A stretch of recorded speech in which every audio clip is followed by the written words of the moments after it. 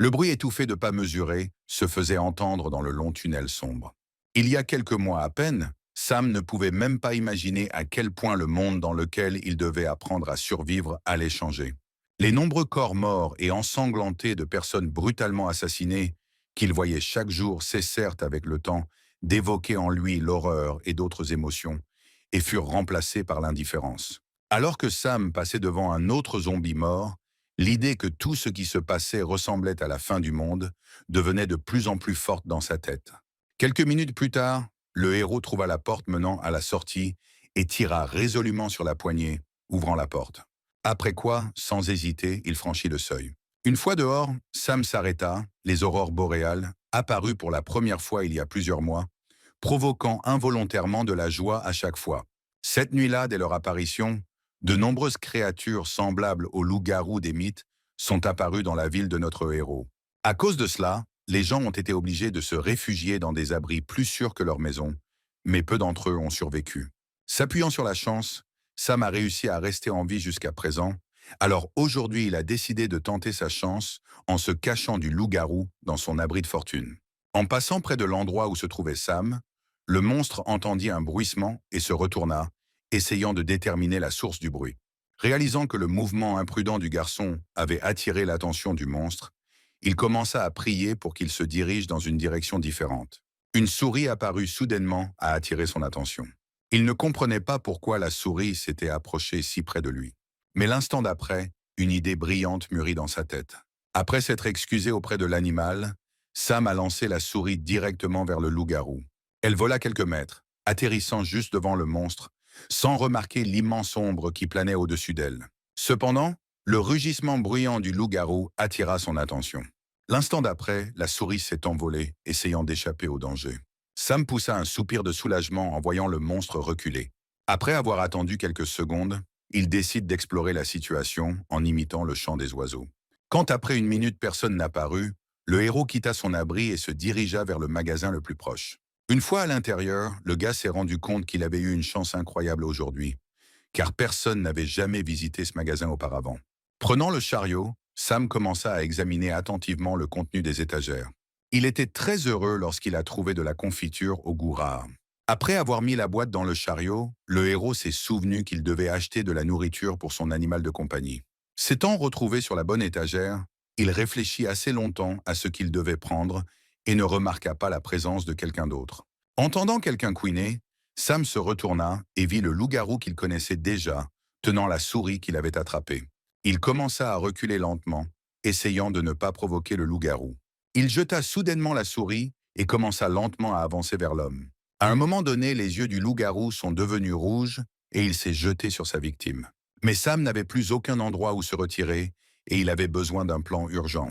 Sans réfléchir à deux fois, il ôta son sac à dos et le dézippa, avec l'intention d'en sortir quelque chose. L'instant d'après, le héros s'exclama joyeusement qu'il avait un cadeau pour le loup-garou. Le garçon tenait devant lui un chiot blanc comme neige, qui était prêt à défendre joyeusement son propriétaire. Le monstre s'arrêta, regardant Sam avec perplexité, qui s'attendait à une sorte de réaction du loup-garou. Quelques instants plus tard, les yeux du loup-garou sont redevenus rouges et il s'est jeté sur notre héros. L'instant d'après, Sam dit à Snowball de viser directement le monstre. Après cela, le chiot fut enveloppé d'une lueur blanche et de puissants courants d'air soulevèrent le loup-garou vers le haut, transformant son corps en glace. Quelques secondes plus tard, son corps a été brisé en plusieurs morceaux, après quoi le héros et son animal de compagnie se sont dirigés vers la sortie du magasin. Quelques heures plus tard, Sam est rentré chez lui sain et sauf. En triant les choses qu'il avait obtenues aujourd'hui, le garçon a félicité Boule de Neige pour son aide et a dit qu'il recevrait certainement sa récompense. Le chiot lui-même ne s'est pas détaché de la boîte de nourriture emballée qui avait suscité son intérêt. Le héros a remarqué l'intérêt de Boule de Neige et a dit qu'il lui apportait de la nourriture plus savoureuse. Prenant deux boîtes de nourriture, il se tourna vers le chiot et lui demanda ce qu'il choisirait, de la nourriture en conserve pour chien ou de la nourriture en conserve pour chat. Après avoir regardé les friandises qui lui étaient offertes, Bai s'est à nouveau absorbé dans sa boîte, perdant tout intérêt pour son propriétaire. Sam était curieux de savoir ce qui avait tant attiré l'attention du chiot lorsqu'il avait pris la boîte et découvert qu'il s'agissait de poudre de fibres. Le chien regarda son animal avec perplexité. Quelques minutes plus tard, un Bai satisfait mangeait la délicatesse qu'il avait auparavant intrigué. Le héros regarda avec incrédulité le chiot manger activement de la nourriture minceur destinée aux filles. En étudiant les inscriptions sur la boîte, il se souvint que Linda aimait également cette marque et prévoyait de s'approvisionner en quelque chose de similaire. En se souvenant de cela, l'humeur du gars s'est détériorée, car c'était de sa faute si Linda avait disparu ce jour fatidique. Notre héros aimait vraiment la fille, et il a finalement décidé de lui avouer son amour. Le soir, il a convenu de la rencontrer dans un endroit isolé de leur île. Ils ont marché lentement le long du bord de mer. Sam était très timide et ne savait pas par où commencer. Linda a senti l'excitation venant du gars et a demandé pourquoi il l'avait appelé ici. Cette question a pris notre héros par surprise, et il n'a pas pu lui donner de réponse claire, ouvrant et fermant silencieusement la bouche. Sans attendre de réponse de sa part, elle se retourna en le traitant d'idiot. Soudain, quelque chose dans le ciel a attiré son attention. La jeune fille joyeuse montra le ciel, disant à Sam de prêter également attention à un phénomène aussi beau que les aurores boréales, qui était complètement inhabituel pour leur région. Sans quitter la fille des yeux, il hocha la tête en signe d'accord, disant que c'était très beau. À un moment donné, son visage rougit et elle regarda Sam. Soudain, elle s'arrêta et dit qu'elle l'aimait depuis longtemps. Le héros ne s'attendait pas à entendre une confession de sa part, et ne croyant pas ce qui s'était passé, lui demanda à nouveau ce qu'elle venait de dire. Prenant autant d'air que possible dans ses poumons, Linda cria qu'elle l'aimait bien et qu'elle voulait être sa petite amie. Sam était très heureux d'entendre que ses sentiments étaient réciproques. Il était sur le point de lui dire qu'il l'aimait aussi, mais un violent mal de tête apparu à ce moment-là ne le lui permit pas. Linda a remarqué que le gars lui a soudainement attrapé la tête et lui a demandé avec inquiétude si tout allait bien pour lui. Soudain, une étrange lueur l'entoura. Sentant quelque chose d'étrange, Sam leva la tête et regarda Linda avec horreur. La jeune fille a essayé sans succès de percer le mur invisible qui l'entourait. Lorsque le héros a touché la clôture invisible, il a été frappé par une forte décharge électrique. En raison de la douleur qui transperçait tout son corps, le héros commença à perdre lentement connaissance. Quand il s'est réveillé, Linda n'était plus là. Sam a remercié Snowball de l'avoir toujours aidé, car sans lui, le héros aurait été tué depuis longtemps. À ce moment précis, le louveteau ressentit une sorte de menace. Il a sauté sur le canapé à côté de son propriétaire et a commencé à grogner dans le vide. En voyant le comportement étrange de Snowball, Sam réalisa que quelqu'un de dangereux s'approchait d'eux. En quelques secondes, il s'est approché du mur et a regardé attentivement par la fenêtre pour évaluer la situation. Il n'aimait pas ce qu'il voyait là-bas. Beaucoup de loups-garous s'approchaient de la maison. Soudain, l'un des monstres fait irruption dans la pièce, traversant le mur avec son corps puissant. La situation qui s'était développée a pris le gaz au dépourvu. Il ne s'attendait pas à se retrouver seul avec un loup-garou dans sa propre maison. Le héros n'a pas eu le temps de faire quoi que ce soit avant d'être attaqué par l'ennemi. Bess sauta hors des bras de Sam tombé et se leva pour le protéger. Le gars ne comprenait pas comment les loups-garous avaient réussi à trouver cet endroit si rapidement. L'instant d'après, il a craché le sang accumulé. Sam a supposé que ses organes internes avaient peut-être été endommagés, ce qui serait très malheureux, car d'autres loups-garous sont arrivés. En regardant autour de lui, il était sûr qu'il ne survivrait certainement pas cette fois-ci. Sam a crié à Bai de s'enfuir le plus vite possible, car ils ne pouvaient pas survivre ensemble. Mais il n'allait pas laisser son maître en difficulté et se précipita sur l'ennemi, l'enveloppant d'air glacial. En voyant cela, Sam a fait de son mieux pour crier au chiot de se sauver. Mais Bai l'ignora obstinément, se battant avec les loups-garous. Sa propre impuissance dans une telle situation a profondément blessé notre héros de l'intérieur. Il a crié à nouveau à son animal de compagnie de s'en aller. Entendant le désespoir dans la voix de son maître, Bai se retourna. Mais il n'avait pas l'intention de laisser Sam mourir seul ici. Il était déterminé à le protéger à tout prix. L'instant suivant, le loup-garou l'attaqua et Bai sauta en l'air, évitant le coup. Cependant, il n'a pas pu esquiver les griffes d'un autre loup-garou. Sam regarda avec horreur Bai blessé tomber au sol. Le gars a rampé sur ses coudes vers le corps immobile du chiot. Prenant Bai dans ses bras, il dit qu'elle aurait dû l'écouter et s'enfuir. Au même moment, les loups-garous s'approchaient lentement de leur proie. Le héros avait déjà accepté sa mort et avait dit qu'au moins, ils iraient au paradis ensemble. Après cela, il pressa Baïa plus près de lui, appuyant son front contre le sien. L'instant d'après, la pièce était illuminée par une lumière vive. Au même moment, Sam se retrouva dans son subconscient. Là, il vit une silhouette féminine douloureusement familière. Le gars s'est approché lentement de la fille, n'en croyant pas ses yeux. Lorsqu'il eut parcouru la distance qui les séparait, Sam serra sa bien-aimée dans ses bras, les larmes aux yeux, lui disant qu'il la cherchait depuis tout ce temps. Mais contrairement à ses attentes, Linda lui répondit que leur rencontre n'était pas du tout un motif de joie. Tournant la fille vers lui, Sam lui demanda avec enthousiasme si tout allait bien pour elle. En réponse, elle dit doucement que s'il ne l'avait pas emmenée à cet endroit malheureux ce jour-là, tout aurait été différent. L'instant d'après, Linda leva la tête et dit avec colère que si cela avait été le cas, elle ne serait pas morte. En l'écoutant, il essaya de objecter, disant qu'elle avait tort. En réponse à ces paroles, la jeune fille sourit et dit que si tout était comme il le disait, alors il était obligé de lui prouver qu'il n'était pas un faible. À ce moment précis, le corps de notre héros fut enveloppé d'une lueur bleue et il commença à s'élever lentement du sol. Ses yeux brillaient de rage. Sam était déterminé à se débarrasser de tous ses ennemis. Un instant plus tard, l'un des loups-garous courut vers lui. Soudain, les pupilles de Sam sont devenues verticales, comme celles d'un animal.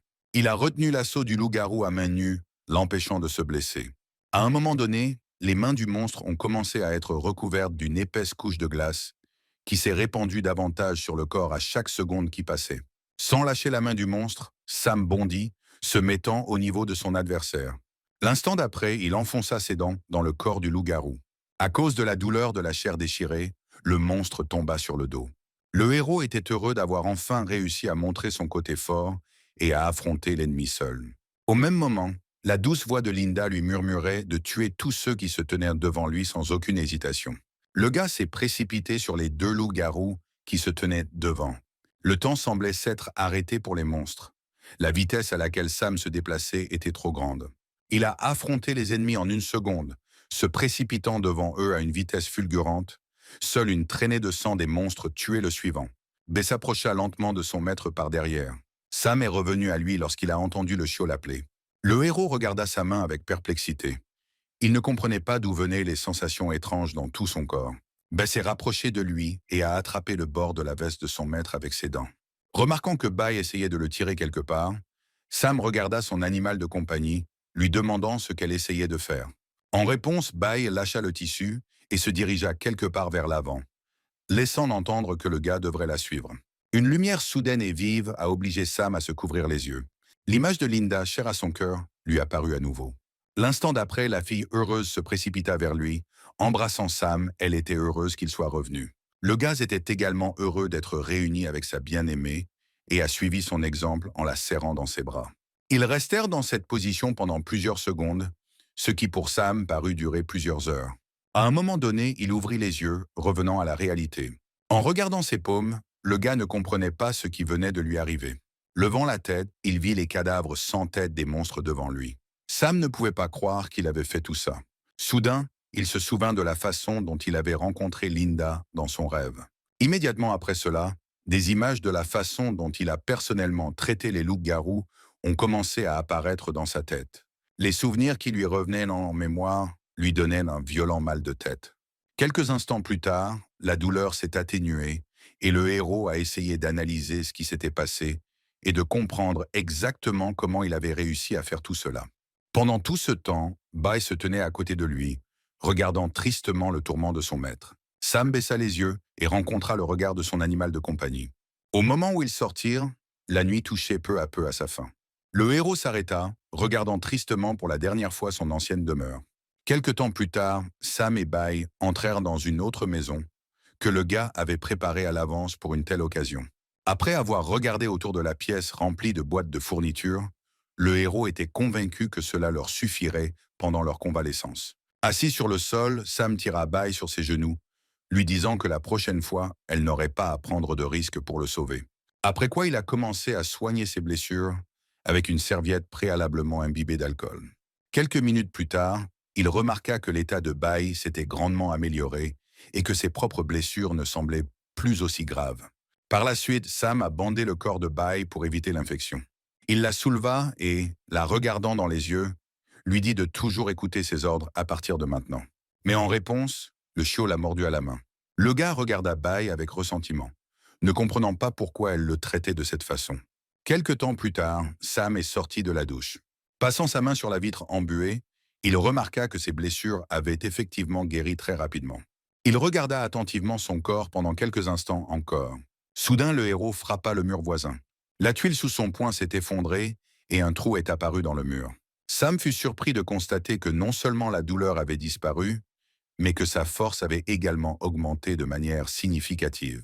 En sortant de la salle de bain, il remarqua Bai qui dormait à proximité et supposa que les changements en lui étaient en quelque sorte liés à elle. Prenant une autre serviette, le gars se dirigea vers le chiot. Après quoi, il couvrit soigneusement Bai avec une serviette, essayant de ne pas perturber son sommeil. Sam prit un oreiller et une couverture et s'allongea à côté d'elle, la remerciant pour l'aide qu'elle lui avait apportée. Dès qu'il ferma les yeux, le héros tomba immédiatement dans un sommeil profond et agité, dans lequel il chercha à nouveau désespérément Linda. Il entendit ses cris à l'aide venant de différentes directions, mais peu importe à quel point il regardait autour de lui, Sam ne pouvait pas comprendre où elle se trouvait.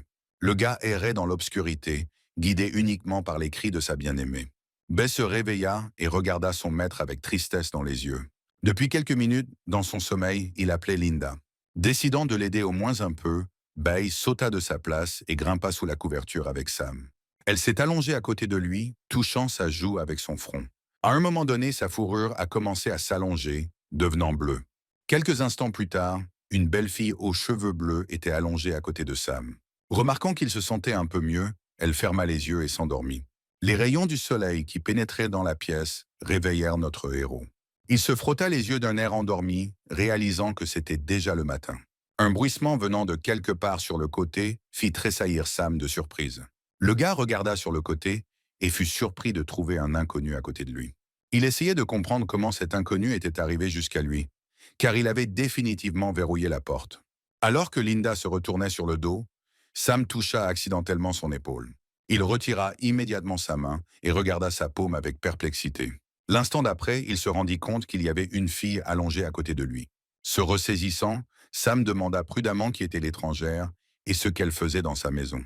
La fille s'assit et se frotta les yeux d'un air endormi. Sam fut choqué de voir son visage. Linda était assise en face de lui. Il la serra immédiatement dans ses bras, heureux qu'elle soit enfin de retour. Réalisant qu'il serrait sa peau nue dans ses bras, le héros s'éloigna instantanément d'elle et son visage prit une profonde teinte rouge. Le gars s'est levé d'un bond et s'est détourné en s'excusant auprès d'elle. Debout dos à elle, il lui dit de s'habiller rapidement. Linda s'est alors approchée de Sam et a commencé à regarder attentivement son visage. L'instant d'après, à sa grande surprise, la fille lui lécha la joue, faisant rougir le garçon. Prenant du recul, il lui demanda avec surprise ce qu'elle faisait. Même si leurs sentiments étaient réciproques, il n'était pas prêt à ce que leur relation se développe si rapidement. Voyant le visage de Sam devenir rouge, la fille utilisa sa capacité et dirigea un jet d'air froid vers son visage. Cela a clairement aidé, et maintenant, au lieu de l'embarras, le visage de notre héros montrait une surprise mêlée de perplexité. Il remarqua les blessures sur les bras et les épaules de la fille, et une pensée folle lui vint à l'esprit. Sam décida de s'en assurer et de dissiper ses doutes. Il demanda si elle était Bai. En réponse, la fille a encore léché la joue du gars. Quelque temps plus tard, le héros a réussi à trouver une boîte de vêtements adaptée à Linda. Il hésita et lui tendit le tissu doux soigneusement plié. Il regardait la fille essayer de comprendre le but de tel ou tel vêtement. Avec un lourd soupir, Sam lui proposa de l'aider, réalisant que la jeune fille ne savait pas s'habiller. Essayant de ne pas la regarder, il l'aida à s'habiller. Le gars se convainquit que ce n'était pas la vraie Linda, mais juste le petit Bai. Même s'il essayait désespérément de s'en convaincre, il était vraiment difficile d'y croire. Son apparence le convainquait constamment du contraire. Après plusieurs minutes atrocement longues, ils finirent enfin et Sam s'allongea fatigué sur le sol, disant qu'habiller une autre personne était vraiment difficile. Il était content que Linda ait des vêtements de rechange dans l'entrepôt. Mais il était tourmenté par la question de savoir pourquoi Bai avait adopté une image si chère à son cœur. Il ne pouvait s'empêcher de la percevoir comme la vraie Linda. Chaque jour qui passait, Sam comprenait de moins en moins ce qui se passait. Alors que la fille s'approchait de lui, il tourna la tête vers elle, disant qu'il voulait rester dans un endroit sûr avec elle et attendre de l'aide. Mais il n'avait pas vu de sauveteur depuis longtemps, et la situation dans les autres zones lui était inconnue. Assis, le gars a admis qu'il était inquiet pour ses parents et la vraie Linda. Il regarda sa paume pendant quelques secondes, tourmenté par des doutes sur ses nouvelles capacités. Soupirant, Sam reporta son attention sur la fille, disant qu'il en savait encore trop peu sur ce qui s'était passé il y a 2 mois et sur l'origine de tous ces monstres. Linda a regardé le gars avec intérêt pendant tout ce temps. Un instant plus tard, elle s'est rapprochée de lui et s'est allongée sur ses genoux. Quelque temps plus tard, ils sortirent et Sam reconnut la situation, étudiant attentivement les rues voisines à travers des jumelles. Il n'était pas content que toute la zone soit envahie par des loups-garous. En regardant au loin, le héros se demandait où pouvaient bien se trouver d'autres survivants. Son attention fut attirée par Linda, qui regardait quelque chose. Un sentiment de malaise s'éleva dans son cœur, et il s'approcha d'elle, lui demandant où elle regardait. En réponse, la fille a pointé son doigt vers un point devant elle, et Sam a repris les jumelles, essayant de comprendre ce qu'il y avait là. Il a vu 4 personnes fuir des monstres. Louis mena ses camarades, espérant échapper à la poursuite. Mais soudain, un loup-garou apparut devant eux, bloquant le passage. Tout le monde a commencé à paniquer car ils se sont retrouvés dans une impasse. Se ressaisissant, l'homme le plus âgé du groupe cria qu'il n'avait pas d'autre choix que de combattre le monstre. La femme lui a demandé comment il allait faire cela, alors qu'il n'avait même pas d'arme normale contre un adversaire fort et agile. Soudain, leur attention fut attirée par un cri provenant d'en haut.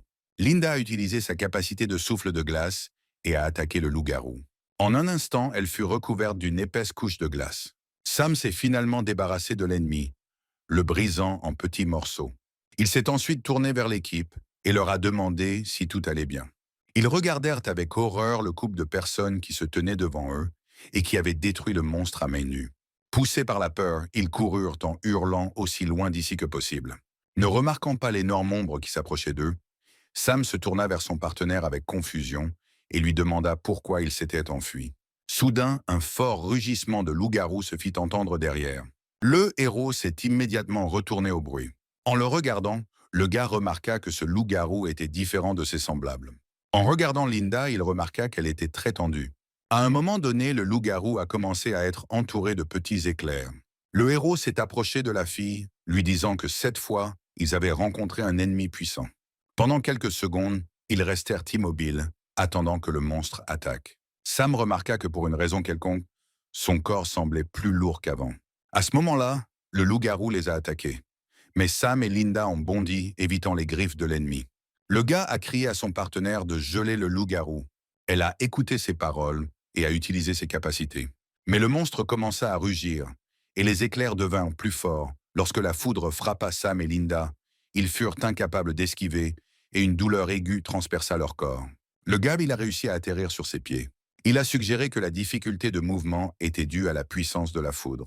Sam fit quelques pas en arrière, réalisant que s'il s'approchait trop du loup-garou, le corps deviendrait difficile à contrôler et il devrait éviter les attaques rapprochées. Il ne voyait aucune issue à la situation actuelle avec ses capacités actuelles. Alors le gars a attrapé Linda par la main et s'est enfui du monstre. Quelques minutes plus tard, ils se retrouvèrent à l'intérieur du centre commercial. Caché derrière l'un des nombreux murs, Sam décida de reprendre son souffle ici et garder un œil attentif sur l'entrée. Le monstre les suivit et essaya de déterminer où se cachait sa victime. En étudiant le contenu de son sac à dos, le gars s'est arrivé à la conclusion qu'il n'avait aucune arme, pas même un couteau ordinaire. Soudain, Linda lui tendit quelque chose qui ressemblait à un couteau fait de glace. Sam la remercia et prit l'arme qu'elle lui offrait. L'instant d'après, il s'approcha de la fille et lui demanda avec surprise si elle pouvait créer divers objets à partir de glace. Linda sourit et hocha la tête. Grâce à l'arme qu'il a reçue, le héros a eu une chance de vaincre le loup-garou. Au même moment, le monstre regardait autour de lui, à la recherche de sa victime. Soudain, quelque chose apparut derrière lui. Lorsqu'un couteau de glace vola vers lui, le loup-garou réagit à temps et le dévia. À ce moment-là, Sam est sorti de sa cachette, armé de plusieurs couteaux à glace. Après quoi, il les lança tous sur son adversaire, espérant qu'il ne pourrait pas tous les esquiver. Mais le loup-garou n'eut aucun mal à couper les couteaux qui volèrent vers lui avec ses griffes. Après cela, il poussa un rugissement furieux. Le plan du héros réussit. Il mit le monstre en colère et le poussa à courir après lui. Le héros monta rapidement les escaliers jusqu'au 2e étage, attirant le loup-garou dans un piège. Le monstre rattrapa rapidement sa victime, surprenant Sam. Il ne pensait pas que le propriétaire d'un corps aussi massif serait si agile. En regardant devant, le gars remarqua qu'il avait presque atteint le bon endroit. Quelques instants plus tard, Sam atteignit la clôture et la sauta. Le monstre a également sauté après lui. Sam avait déjà réussi à atterrir sur la glace de la patinoire. Lorsque le loup-garou atterrit en face de lui, la glace sous ses pattes commença à se fissurer. S'accrochant à la balustrade, le héros demanda au loup-garou s'il savait ce qu'était une patinoire. À chaque seconde qui passait, des fissures de plus en plus profondes apparaissaient à la surface. À un moment donné, la glace sous le monstre s'est finalement brisée et l'eau en dessous a commencé à se transformer en une multitude d'aiguilles de glace. Ils ont percé le corps du loup-garou, le traversant et le privant de la capacité de bouger. Sam poussa un soupir de soulagement. Ils avaient de la chance qu'il n'y ait qu'un seul ennemi. S'il y en avait eu plusieurs, ils n'y seraient jamais parvenus. Lorsque la fille s'est approchée de lui, il a souri, disant que ses capacités étaient très utiles. Il se souriait, profitant de leur victoire, sans remarquer l'apparition de bulles jaunes provenant du corps de l'ennemi vaincu. À mesure que leur nombre augmentait, Sam remarqua cet étrange phénomène. Il était curieux de savoir ce que c'était et il a touché l'une des bulles. À ce moment précis, plusieurs bulles ont explosé près de lui et plusieurs décharges électriques ont frappé le gaz à la tête. Linda, ne comprenant rien, le regarda avec inquiétude. En tenant sa tête, Sam dit que quelque chose essayait de contrôler son cerveau. Il s'appuya contre la balustrade pour éviter de tomber. À chaque seconde qui passait, quelque chose qui était entré dans sa tête devenait plus fort et essayait de chasser la conscience du gars de son corps. Soudain, il grogna et la silhouette d'un loup-garou vaincu jaillit de son corps. Effrayée, Linda fit involontairement un pas en arrière. Luttant avec lui-même, Sam lui dit de s'éloigner le plus possible de lui. Il l'a averti qu'il était sur le point de perdre le contrôle de lui-même. Voyant qu'il n'y avait aucune réaction à ses paroles, il lui a crié de s'enfuir d'ici immédiatement. Malgré ses ordres, la fille s'est approchée de lui et l'a embrassé. Il l'a immédiatement éloignée de lui demandant ce qu'elle faisait. Lorsque le mal de tête est revenu, le gars a demandé à Linda de l'écouter et de partir. Mais elle resta debout sur place, regardant le gars qui retenait l'ennemi invisible avec le reste de ses forces. Un instant plus tard, le monstre prit le contrôle de l'esprit de Sam. Après cela, il s'est précipité sur la fille qui se tenait à côté de lui. Elle n'a pas eu le temps de réagir et est tombée au sol avec le gars. À ce moment-là, le héros a réussi à reprendre le contrôle de son corps pendant quelques secondes. Linda tendit la main et toucha sa joue. L'instant d'après, elle l'attira vers elle et l'embrassa. Les yeux de Sam s'écarquillèrent de surprise. Lorsque la fille s'éloigna de lui, il se sentit un peu mieux. Linda a remarqué que le sillon entre les sourcils du gars s'est atténué et que son état s'est un peu amélioré. Ayant décidé quelque chose pour lui-même, Sam pressa à nouveau ses lèvres contre celles de la fille dans un baiser maladroit. Ils s'embrassèrent pendant plusieurs longues secondes et le gars sentit Linda utiliser sa capacité de souffle de givre. Lorsqu'il manqua d'air, le héros s'éloigna de la fille et l'invité non invité quitta son corps. Mais l'instant d'après, il était submergé par l'excitation. Linda, fatiguée, était allongée sur le visage, les yeux fermés. Après s'être assuré qu'elle n'était pas blessée, le gars expira avec fatigue et s'allongea à côté d'elle. Ils étaient allongés en silence sur le sol, n'écoutant que le battement de cœur mesuré de l'autre. Soudain, Linda se rapprocha de Sam. Il la regarda et sourit tendrement. Elle l'aide à chaque fois qu'il est au bord de la mort. En se souvenant de leur récent baiser, le visage du gars rougit à nouveau. Comme si elle sentait ce qu'il pensait, Linda, rougissante, utilisa son souffle glacial sur lui. Après quoi, elle a couvert sa bouche avec sa main, traitant le gars de pervers. Il soupira et la regarda avec une expression condamnée. Un instant plus tard, il réalisa que la fille avait appris à parler. Sam a demandé pourquoi elle avait soudainement adopté cette image. La fille a répondu qu'elle avait changé parce que le gars lui-même le voulait. Après ces paroles, le héros devint triste. Au fond, il espérait qu'elle pourrait être la vraie Linda. Sur la base des informations reçues, Sam a supposé qu'elle était capable de lire dans ses pensées, puisqu'elle était capable de comprendre exactement qui il voulait voir et de recréer l'image de cette personne. Linda a confirmé son hypothèse. Il hocha la tête, disant qu'il devrait moins céder à ses fantasmes par rapport à sa bien-aimée. Le héros a décidé de passer à un autre sujet, demandant à la fille d'où elle venait et pourquoi elle était apparue ici. Linda a admis qu'elle ne se souvenait de rien. Sam soupira de déception et se leva du sol. Après quoi, il frappa avec colère le mur. Utilisant inconsciemment le pouvoir de la foudre, il était en colère contre le manque d'informations sur ce qui arrivait à son monde. Lorsque le gars regarda sa main, il fut surpris de constater qu'il s'agissait de la même capacité que le loup-garou qu'il avait vaincu. Sam a supposé qu'il l'avait obtenue après avoir absorbé l'aura du monstre après sa mort. Linda s'est approchée de lui a pris la main et lui a demandé si tout allait bien pour lui. Malgré ses assurances selon lesquelles il allait bien, la fille a commencé à lécher sa main meurtrie. Il réalisa soudain qu'après sa dernière victoire sur le loup-garou, Linda s'était transformée en humaine, et maintenant, elle avait commencé à parler. La saisissant par les épaules, le gars s'exclama joyeusement que très probablement tout leur changement était lié au nombre de monstres tués. Après avoir entendu cette supposition, la jeune fille le regarda avec doute. Sam expira et dit qu'ils devraient tester cette théorie sur leur propre expérience. Après quoi il prit son sac à dos, disant qu'ils devaient continuer leur route. Mais la fille s'est restée là où elle était. Sam s'est retourné et a demandé pourquoi elle ne venait pas. Elle a dit que si le héros l'aimait, il devrait l'appeler Linda. Et sinon, alors bye. Le gars surpris la regarda pendant quelques instants. Puis il s'approcha d'elle et lui caressa la tête, l'appelant Linda. Quelques minutes plus tard, ils étaient de nouveau dehors. En arrivant au coin de la maison, Sam a averti Linda de faire attention. Après s'être assuré que le chemin était libre, ils ont continué leur chemin. Le gars était content que leur combat n'attire pas d'autres monstres. Soudain, il remarqua un sac à dos posé sur la route. Ils se sont rapprochés et une image peu flatteuse s'est ouverte devant eux. Les gars qu'ils ont sauvés plus tôt ont été brutalement tués par un autre loup-garou. Sam s'agenouilla à côté du sac à dos de l'étranger, désolé de ne pas avoir pu les sauver de quelque chose comme ça. Soudain, quelqu'un s'est approché d'eux par derrière et a pointé une arme sur Sam et Linda, leur disant de ne pas bouger. Le héros se leva de ses genoux et, remarquant l'esprit combatif de la jeune fille, lui demanda de ne pas attaquer. Les garçons ont crié aux étrangers de s'éloigner des corps de leurs amis. Après quoi, l'un d'eux a couru et examina les corps sans vie de ses camarades. Richard s'est tourné vers Sam et a pointé un couteau sur lui demandant pourquoi ils avaient tué ses amis. Sans attendre de réponse, le garçon a crié qu'il vengerait définitivement leur meurtre. Le gars fronça les sourcils, traitant Richard d'idiot. Après cela, il a utilisé sa nouvelle capacité et a envoyé une décharge électrique vers les garçons. Richard jeta le couteau de côté et il tomba aux pieds de Sam. En le ramassant, le gaz a dit que les blessures laissées sur les corps de leurs amis ne pouvaient être infligées que par un loup-garou. S'approchant, il pointa un couteau sur Richard, disant que même si le chaos régnait partout désormais, il ne devait pas attaquer tout le monde avec des armes. Le gars qui est soudainement apparu a crié à Sam d'arrêter et était prêt à attaquer. Linda a réagi plus vite que Sam et s'est précipitée pour bloquer le chemin de l'ennemi. Elle est arrivée à temps et a utilisé sa glace pour bloquer le feu de l'ennemi. Le héros était étonné que quelqu'un puisse contrôler le feu. Se ressaisissant, il dit à Linda qu'il devait bien s'occuper de ce type le plus rapidement possible pour ne pas attirer l'attention des monstres, puis il déversa une partie de son pouvoir dans la barrière de glace.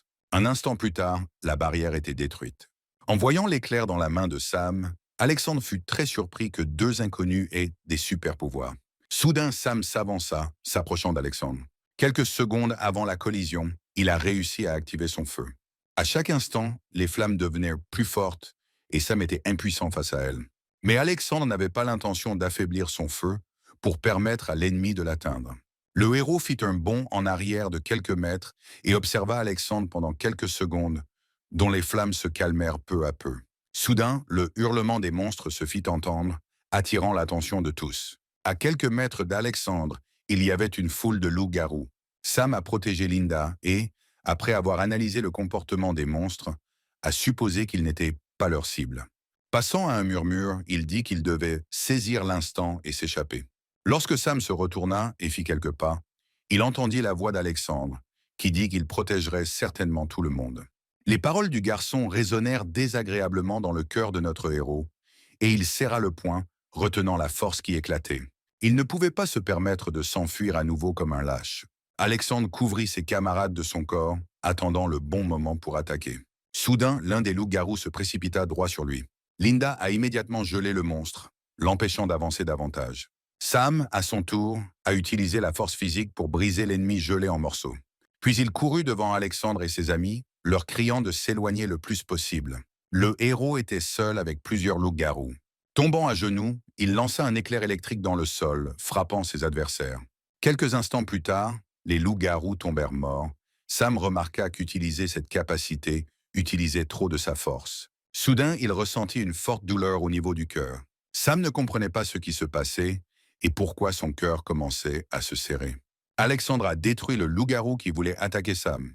Il est ensuite retourné vers ses amis et leur a demandé si tout allait bien pour eux. Après s'être assuré que les garçons allaient bien, Alexandre a remercié notre héros pour l'aide qu'il lui avait apportée.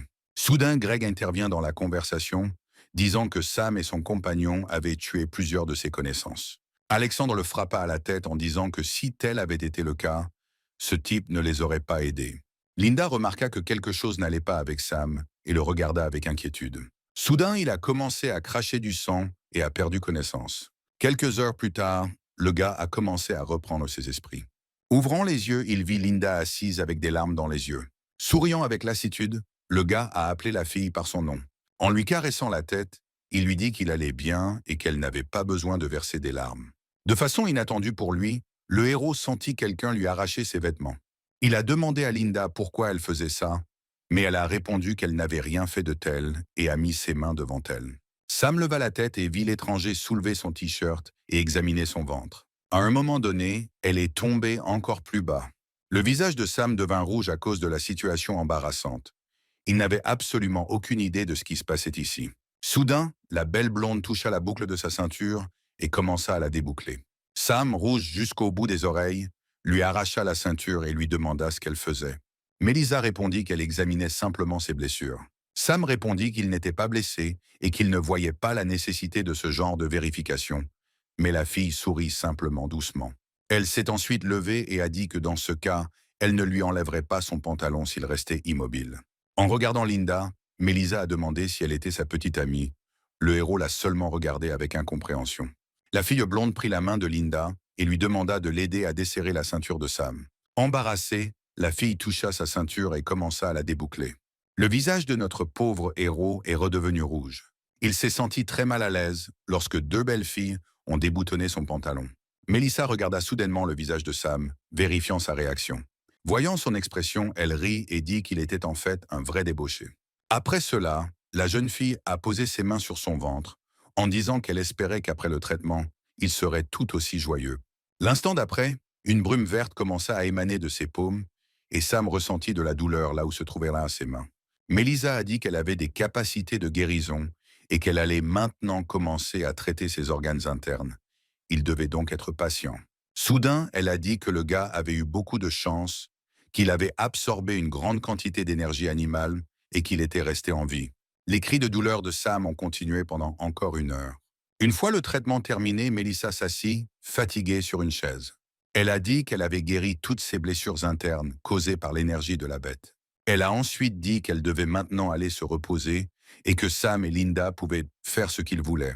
Cela dit, la fille s'est immédiatement endormie, ce qui a laissé le garçon perplexe. Cependant, l'instant d'après, la surprise se reflétait sur son visage. Mélissa se réveilla aussi vite qu'elle s'était endormie. Pour une raison inconnue de Sam, son visage devint rouge et elle demanda avec enthousiasme ce qu'il faisait un peu là. Après quoi, elle se leva de sa chaise et courut dehors, les yeux fermés, en disant qu'il pouvait continuer et qu'elle ne les dérangerait pas. Le héros, ne comprenant rien, regarda Linda, demandant de quoi parlait Mélissa, qui venait de s'enfuir. Quelques minutes plus tard, Linda a aidé Sam à rejoindre le reste des garçons. Alexandre remarqua les arrivées et dit que Sam avait déjà l'air beaucoup mieux qu'avant. Le héros sourit et le remercia pour son inquiétude. Alexandre répondit qu'à l'heure actuelle, tout le monde a besoin d'entraide. Soudain, une des filles courut vers eux et leur dit qu'elle avait des nouvelles très importantes. Ils ont finalement réussi à recevoir un signal radio de la ville de N. Les visages d'Alexandre et de Sam reflétaient une forte surprise. Quelque temps plus tard, nos héros se sont déplacés vers la salle de contrôle et Anna a allumé un enregistrement à partir duquel ils ont appris que depuis juillet, des animaux mutés ont commencé à apparaître dans tous les coins du monde et la ville de N a également été très gravement endommagée. Il a également été déclaré qu'avec l'aide des forces armées, ils ont réussi à maîtriser la situation, mais en raison de la perturbation des systèmes de transport et de communication, les opérations de sauvetage seront temporairement suspendues. Alexandre a demandé s'il était possible de contacter quelqu'un de la ville N, mais Anna a répondu que c'était impossible. Elle a expliqué qu'après l'apparition du rayonnement laser, les systèmes satellites ont également mal fonctionné. Ils ont essayé d'envoyer une lettre par fax, mais n'ont jamais reçu de réponse. Le gars n'a pas aimé ce qu'il a entendu et a commencé à crier à la fille de continuer à envoyer des messages aussi longtemps qu'elle le pouvait. Anna hocha simplement la tête tristement. Sam et Linda regardèrent du moniteur à Alexandre. Se couvrant les yeux avec sa main, il s'excusa, disant qu'il avait un peu perdu la tête. Anna le regarda et dit que tout allait bien, qu'elle continuerait à envoyer des messages jusqu'à ce qu'elle reçoive une réponse de la ville de N. Se retournant, il se dirigea vers la sortie de la pièce, la remerciant pour son inquiétude. Se retrouvant dans le couloir, le gars glissa lentement le long du mur. Sam s'approcha et essaya de le consoler, en lui disant qu'il ne devait pas trop s'inquiéter, car il savait maintenant que la ville de N était relativement sûre. Alexandre a admis qu'il était très inquiet à ce sujet. Il a expliqué que les gens qui partent à la recherche de provisions commencent à mourir de plus en plus souvent aux mains des loups-garous. Certains décident même de se suicider en raison d'une pression intense. Sam l'écoutait en silence. Lui-même comprenait parfaitement ce que c'était que d'essayer de survivre seul et de ne pas mourir aux griffes des monstres. Levant la tête, Alexandre avoua qu'il avait peur qu'un jour, il ne soit plus capable de tout supporter. Sam s'agenouilla à côté de lui et lui dit qu'il devrait regarder de l'autre côté, car il semblait beaucoup plus fort que les autres. Ensuite, le héros a regardé les gars qui couraient dans le hall et triaient des cartons de fourniture. Il a déclaré que dans des temps aussi turbulents que ceux que nous traversons actuellement, beaucoup doivent se sacrifier, mais il est toujours impossible de sauver absolument tout le monde. Souriant, le gars a dit que pour ceux qu'Alexandre avait déjà sauvés, il était un véritable héros. Après l'avoir écouté, Alexandre se leva lentement. Ensuite, il tendit la main à Sam et dit qu'il s'appelait Alexandre et qu'il était professeur à la deuxième école de la ville de N et demanda quel était le nom du héros. Sam lui serra la main et se présenta, disant qu'il était étudiant à l'université de Pékin. Ensuite, le héros baissa les yeux et remarqua que de nombreuses personnes ici étaient habillées en uniforme scolaire. Il demanda comment elles avaient réussi à arriver sur cette île. Alexandre, sortant de la pièce voisine avec 3 canettes de cola, répondit qu'ils étaient venus ici en excursion, mais que des circonstances imprévues les avaient obligés à rester plus longtemps. Sam a demandé s'il savait quelque chose sur l'apparence des loups-garous. En lui tendant la canette de boisson, Alexandre répondit qu'il n'en savait pas grand-chose. Il savait seulement que le jour où les aurores boréales étaient apparues, de nombreuses personnes avaient disparu. Il a vu cette lueur après laquelle il a perdu connaissance. Alors qu'il était inconscient, il a été transféré dans un endroit sûr. Sam a demandé comment Alexandre avait obtenu ses capacités. En le regardant, le gars a répondu qu'il ne le savait pas lui-même. Il avait découvert son don de contrôle du feu depuis que Melissa l'avait sauvé. En regardant la fille blonde debout en dessous, Alexander dit que si Sam voulait en savoir plus sur ce genre d'informations, il ferait mieux de demander à Melissa. Il a expliqué que la jeune fille avait auparavant travaillé comme infirmière scolaire et que, même si elle n'était pas particulièrement bavarde, elle devait connaître beaucoup d'informations. Sam a demandé au gars pourquoi il pensait ça. Alexandre répondit qu'elle n'avait pas disparu ce jour-là, après avoir été frappée par un étrange rayon. Ensuite, il a demandé à Sam ce qu'il comptait faire ensuite, mais il a répondu qu'il n'y avait pas encore pensé. Il voulait juste sortir et voir, peut-être même apprendre quelque chose sur ce qui se passait dans le monde. Après l'avoir écouté, Alexandre l'a invité à rejoindre leur groupe, afin qu'ils puissent se protéger mutuellement. Sam fut surpris qu'on lui propose de rejoindre l'équipe de quelqu'un. Alexandre promit dans ce cas de l'emmener définitivement chez Melissa. Soudain, quelqu'un interrompit leur conversation et demanda avec mécontentement pourquoi Alexandre invitait n'importe qui dans son groupe. Derek a déclaré que leurs ressources étaient trop limitées et qu'ils n'avaient pas besoin de bouches supplémentaires à nourrir. Alexandre ignora ces paroles et voulut présenter l'homme à ses invités. Le regard de Derek se posa sur Linda. Il a demandé pourquoi il n'avait jamais vu cette fille nulle part auparavant. S'approchant d'elle, il dit qu'il comprenait la raison pour laquelle Alexandre les avait invités dans le groupe et que cette raison était la fille. Alors que l'homme tendait la main vers Linda, Sam lui attrapa le poignet. Le gars a regardé Derek du regard et lui a dit qu'il devrait faire attention à ce qu'il disait. Lorsque le héros a commencé à lui tordre le poignet, l'homme a hurlé de douleur et a crié que son oncle était celui qui avait ouvert cette école et que son oncle ne laisserait pas Sam impuni. Un Alexandre agité a demandé à Sam de laisser partir Derek, car c'est son oncle qui était vraiment aux commandes ici. Le professeur a fait de son mieux pour calmer Sam, mais il semblait ne pas y prêter attention. Quelques instants plus tard, lorsque les gardes sont arrivés à eux, le héros a finalement laissé partir Derek. Une fois en sécurité, il a ordonné à 2 hommes de s'occuper immédiatement de son agresseur et lui a cassé les bras. Suivant son ordre, 2 gardes se sont précipités sur Sam. Derek était sûr que ces hommes s'occuperaient du garçon arrogant en quelques secondes. Cependant, tout s'est déroulé à l'encontre de ses attentes. Les 2 gardes ont été jetés contre le mur par Sam. L'instant d'après, Derek sentit un doigt sur son visage. Sam a demandé qui allait briser les bras de qui ici. Alexandre regardait ce qui se passait avec horreur et faisait de son mieux pour calmer Sam afin qu'il ne fasse pas d'erreur, guidé par ses émotions. Mais le héros n'a pas vraiment écouté ce que le professeur essayait de lui transmettre et a claqué le visage de Derek contre le mur. Lorsqu'il lâcha la main qui tenait l'homme, le corps de Derek commença à tomber lentement, laissant derrière lui des traces de sang. Sam a dit que s'il se comportait à nouveau comme il l'a fait aujourd'hui, la prochaine fois, le héros peindrait le visage de Derek sur tous les murs de cette école. Après cela, il se dirigea vers la sortie, disant à Linda qu'il devait partir, tandis qu'un Alexandre inquiet s'assit à côté de l'homme inconscient, ne sachant pas quoi faire. Lorsqu'ils ont quitté le bâtiment, il faisait déjà nuit dehors. Sam a installé la tente qu'il avait trouvée plus tôt à l'extérieur, où lui et Linda passeraient la nuit. Le gars fixait sa paume depuis un certain temps déjà. En se souvenant de l'incident d'aujourd'hui, il essaya de comprendre pourquoi il était devenu si colérique. En soupirant, le garçon supposa que l'aura du loup-garou l'affectait de la même manière. En regardant la fille allongée à côté de lui, il se souvint qu'il avait une chose plus importante à faire pour le moment. Il doit trouver un moyen pour que Linda brise son habitude de dormir nue, car son corps est trop tentant et il a du mal à lui résister. Sam est sorti de son fantasme lorsqu'il a entendu la fille appeler son nom. Mais il fut à nouveau distrait lorsque son imagination dessina l'image d'une Linda, embarrassée, lui demandant de la réchauffer. Il s'approcha de la fille, pinçant les lèvres pour l'embrasser. Linda a utilisé son souffle glacé pour arrêter les tentatives de Sam de l'embrasser. Après quoi, elle s'est allongée sur ses genoux, lui disant qu'il ne devait pas penser aux perversions. Un Sam embarrassé a séché ses cheveux mouillés avec une serviette et a expliqué que n'importe quel homme normal aurait réagi de la même manière s'il avait vu Linda dormir. La fille rougit et répondit qu'elle n'était pas encore prête pour ce genre de choses. L'héroïne réfléchit à ce qu'elle venait de dire. Soudain, l'idée lui traversa l'esprit que peut-être dans le futur, Linda voudrait cela avec lui. Remarquant que Sam pensait à nouveau à des choses indécentes, Linda utilisa une fois de plus son souffle glacé pour refroidir son ardeur. Au même moment, des voix fortes se faisaient entendre en provenance du bureau du directeur. Derek a juré d'atteindre Sam et de le détruire pendant que le médecin soignait son nez endommagé. Il n'a pas non plus oublié Alexandre, disant qu'il regardait simplement sa souffrance. L'homme a demandé à son père d'envoyer des gens avec des super-pouvoirs pour Sam. La France répondit qu'il n'était qu'un garçon ordinaire et que le détruire de cette façon serait une perte d'effort. Souriant malicieusement, l'homme dit à Derek d'attendre un peu.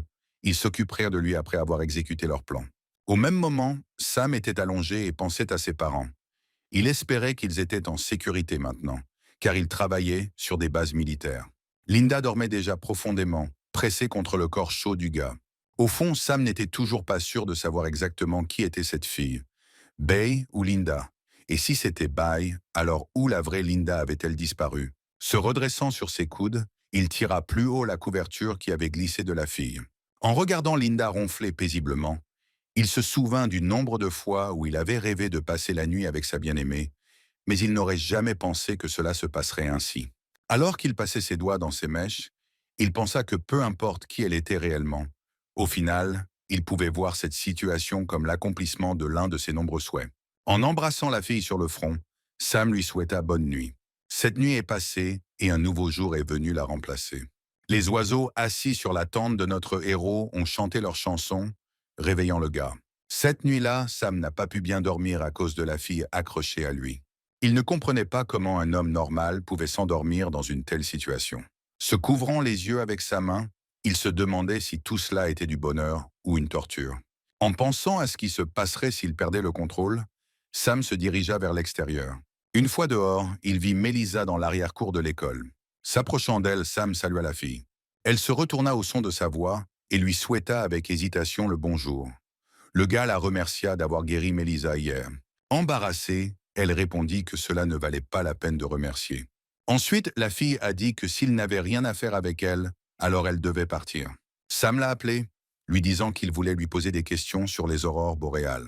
Melissa s'est arrêtée et a demandé de quoi il parlait, et le gars a expliqué que cette nuit-là, de nombreux rayons étranges sont apparus, à cause desquels de nombreuses personnes ont disparu sans laisser de traces. Il a partagé qu'il savait également que Melissa était la seule à ne pas avoir disparu après ce rayon. La fille a soudainement perdu connaissance, mais Sam a réussi à la rattraper avant que son corps ne tombe au sol. Le gars était étonné de la capacité de la fille à s'endormir n'importe où. Quelques secondes plus tard, Melissa ouvrit les yeux. Après cela, la fille a regardé attentivement le visage du gars et a dit qu'à en juger par les poches sous ses yeux, lui et Linda avaient l'air de travailler dur la nuit dernière. Prenant son visage dans ses mains, elle dit que les jeunes hommes devaient être capables de se contrôler, sinon ce serait trop compliqué de trouver une nouvelle petite amie après que Linda l'ait quittée. Sam répondit qu'elle avait tout mal compris et qu'il était surpris de la rapidité avec laquelle le comportement d'une personne pouvait changer. Melissa sourit comme pour demander si c'était vrai. L'instant d'après, elle s'accrocha à lui, caressant son ventre de ses doigts. Le héros, stupéfait, demanda à la jeune fille d'arrêter. Soudain, il sentit la température de l'air autour de lui chuter brusquement. Pendant tout ce temps, Linda se tenait derrière le gars et regardait le doux roucoulement de ces deux-là. Lorsque Sam s'est retourné, il a été confronté à une expression de colère sur le visage de la fille. Linda s'est approchée de lui et a protégé le gars avec son corps, lui disant que Melissa ne devrait pas lui apprendre des choses bizarres. La fille a juste ri et a demandé pourquoi Linda le tenait si fort, puisque personne n'allait lui enlever Sam. Melissa a réparé une mèche de cheveux égarée et a dit qu'elle n'allait plus la taquiner. Leur tournant le dos, elle dit qu'elle pouvait leur dire tout ce qu'elle savait sur les raies. Mais avant cela, la fille elle a posé une condition. Sam a demandé quelle était cette condition. Se retournant, elle répondit qu'elle voulait être avec lui. Le héros n'en croyait pas ses oreilles et lui demanda à nouveau si elle voulait vraiment être avec lui. Souriante, la fille répondit que même si elle avait la capacité de guérir, elle n'avait pas la capacité de se battre. C'est pourquoi elle devait trouver un partenaire fiable qui pourrait la protéger. Sam suggéra avec hésitation que, comme Alexandre avait également une forte capacité, il ne serait pas plus logique d'être près de lui, d'autant plus qu'il travaillait dans la même école, plutôt que d'offrir quelque chose de similaire à un inconnu. En s'approchant du gars, Melissa lui a donné un coup dans la poitrine, en disant qu'il avait un programme tiers. Sam ne comprenait pas ce qu'elle voulait dire. La jeune fille a expliqué qu'après la radiothérapie, de nombreuses personnes ont développé des capacités. Alexandre n'avait qu'une seule des nombreuses capacités surnaturelles qui s'éveillaient naturellement. Ces personnes ne peuvent augmenter leur force que par l'exercice physique, mais leurs progrès sont très lents. Sam est différent de ces gens. Il est capable d'améliorer rapidement ses capacités en chassant des monstres. Tout cela s'explique par le fait qu'il possède une capacité spéciale qui lui permet de conclure un contrat avec les loups-garous. Melissa a dit que Sam est le même que les monstres normaux, mais il a un programme qui peut absorber les pouvoirs et les âmes des monstres tués. Sam a été choqué d'apprendre qu'il était capable de conclure des contrats avec des loups-garous. Souriante, Melissa demanda si sa douce compagne lui avait tout dit. Se tournant vers Linda, Sam lui demanda avec désespoir si elle avait passé un contrat avec lui pour lui donner des capacités. Détournant le regard, la fille répondit que tout était comme ça. Après avoir reçu sa réponse, le gars a demandé où était la vraie Linda. La fille hésita, ne sachant pas quoi lui répondre. Melissa est soudainement intervenue dans la conversation, disant qu'il y avait une possibilité qu'elle soit la vraie Linda. Sam la regarda avec confusion. Il a dit qu'elle était un chiot blanc normal. Melissa a expliqué qu'en fait, personne n'a disparu de ce monde à cause de ses rayons. C'est juste que certaines personnes sont devenues des loups-garous. Le gars a eu du mal à accepter cela et a demandé comment c'était possible. En lui attrapant le menton, la fille lui rappela les conditions. Le gars n'avait pas encore promis de la prendre sous sa protection.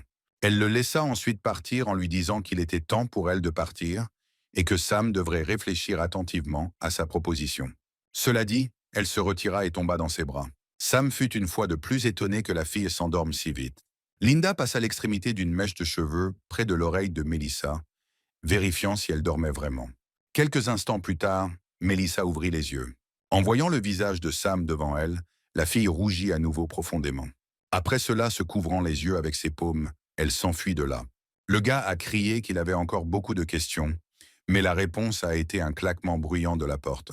Sam regarda la porte avec confusion, essayant de comprendre ce qui venait de se passer. En regardant Linda, il se souvint de ses paroles sur la façon dont elle pouvait vraiment être son amour perdu. Parallèlement à cela, il s'est rendu compte que tous les loups-garous qu'il avait tués auparavant étaient également des personnes. À ce moment-là, Alexandre s'approcha d'eux. S'arrêtant devant Sam, il annonça que le directeur de cette école voulait le voir. Quelque temps plus tard, tous les trois marchaient dans les longs couloirs de l'école, dont les murs étaient ornés d'innombrables récompenses et portraits que Sam examinait attentivement en cours de route. Alexandre a demandé à son ami d'être prudent lors de sa rencontre avec le réalisateur. Sam a dit qu'il ne devrait pas s'en inquiéter. Le gars a promis de faire de son mieux pour se retenir afin de ne pas causer de problèmes inutiles. Le professeur remercia le garçon et, s'arrêtant à l'une des portes, dit qu'ils étaient peu là. Après cela, il a frappé à la porte, disant que Sam était là. Quelques minutes plus tard, ils étaient tous déjà dans le bureau du directeur. Derek a demandé ce qu'il ne comprenait pas dans les paroles de son oncle lorsqu'il a dit à Sam de s'agenouiller.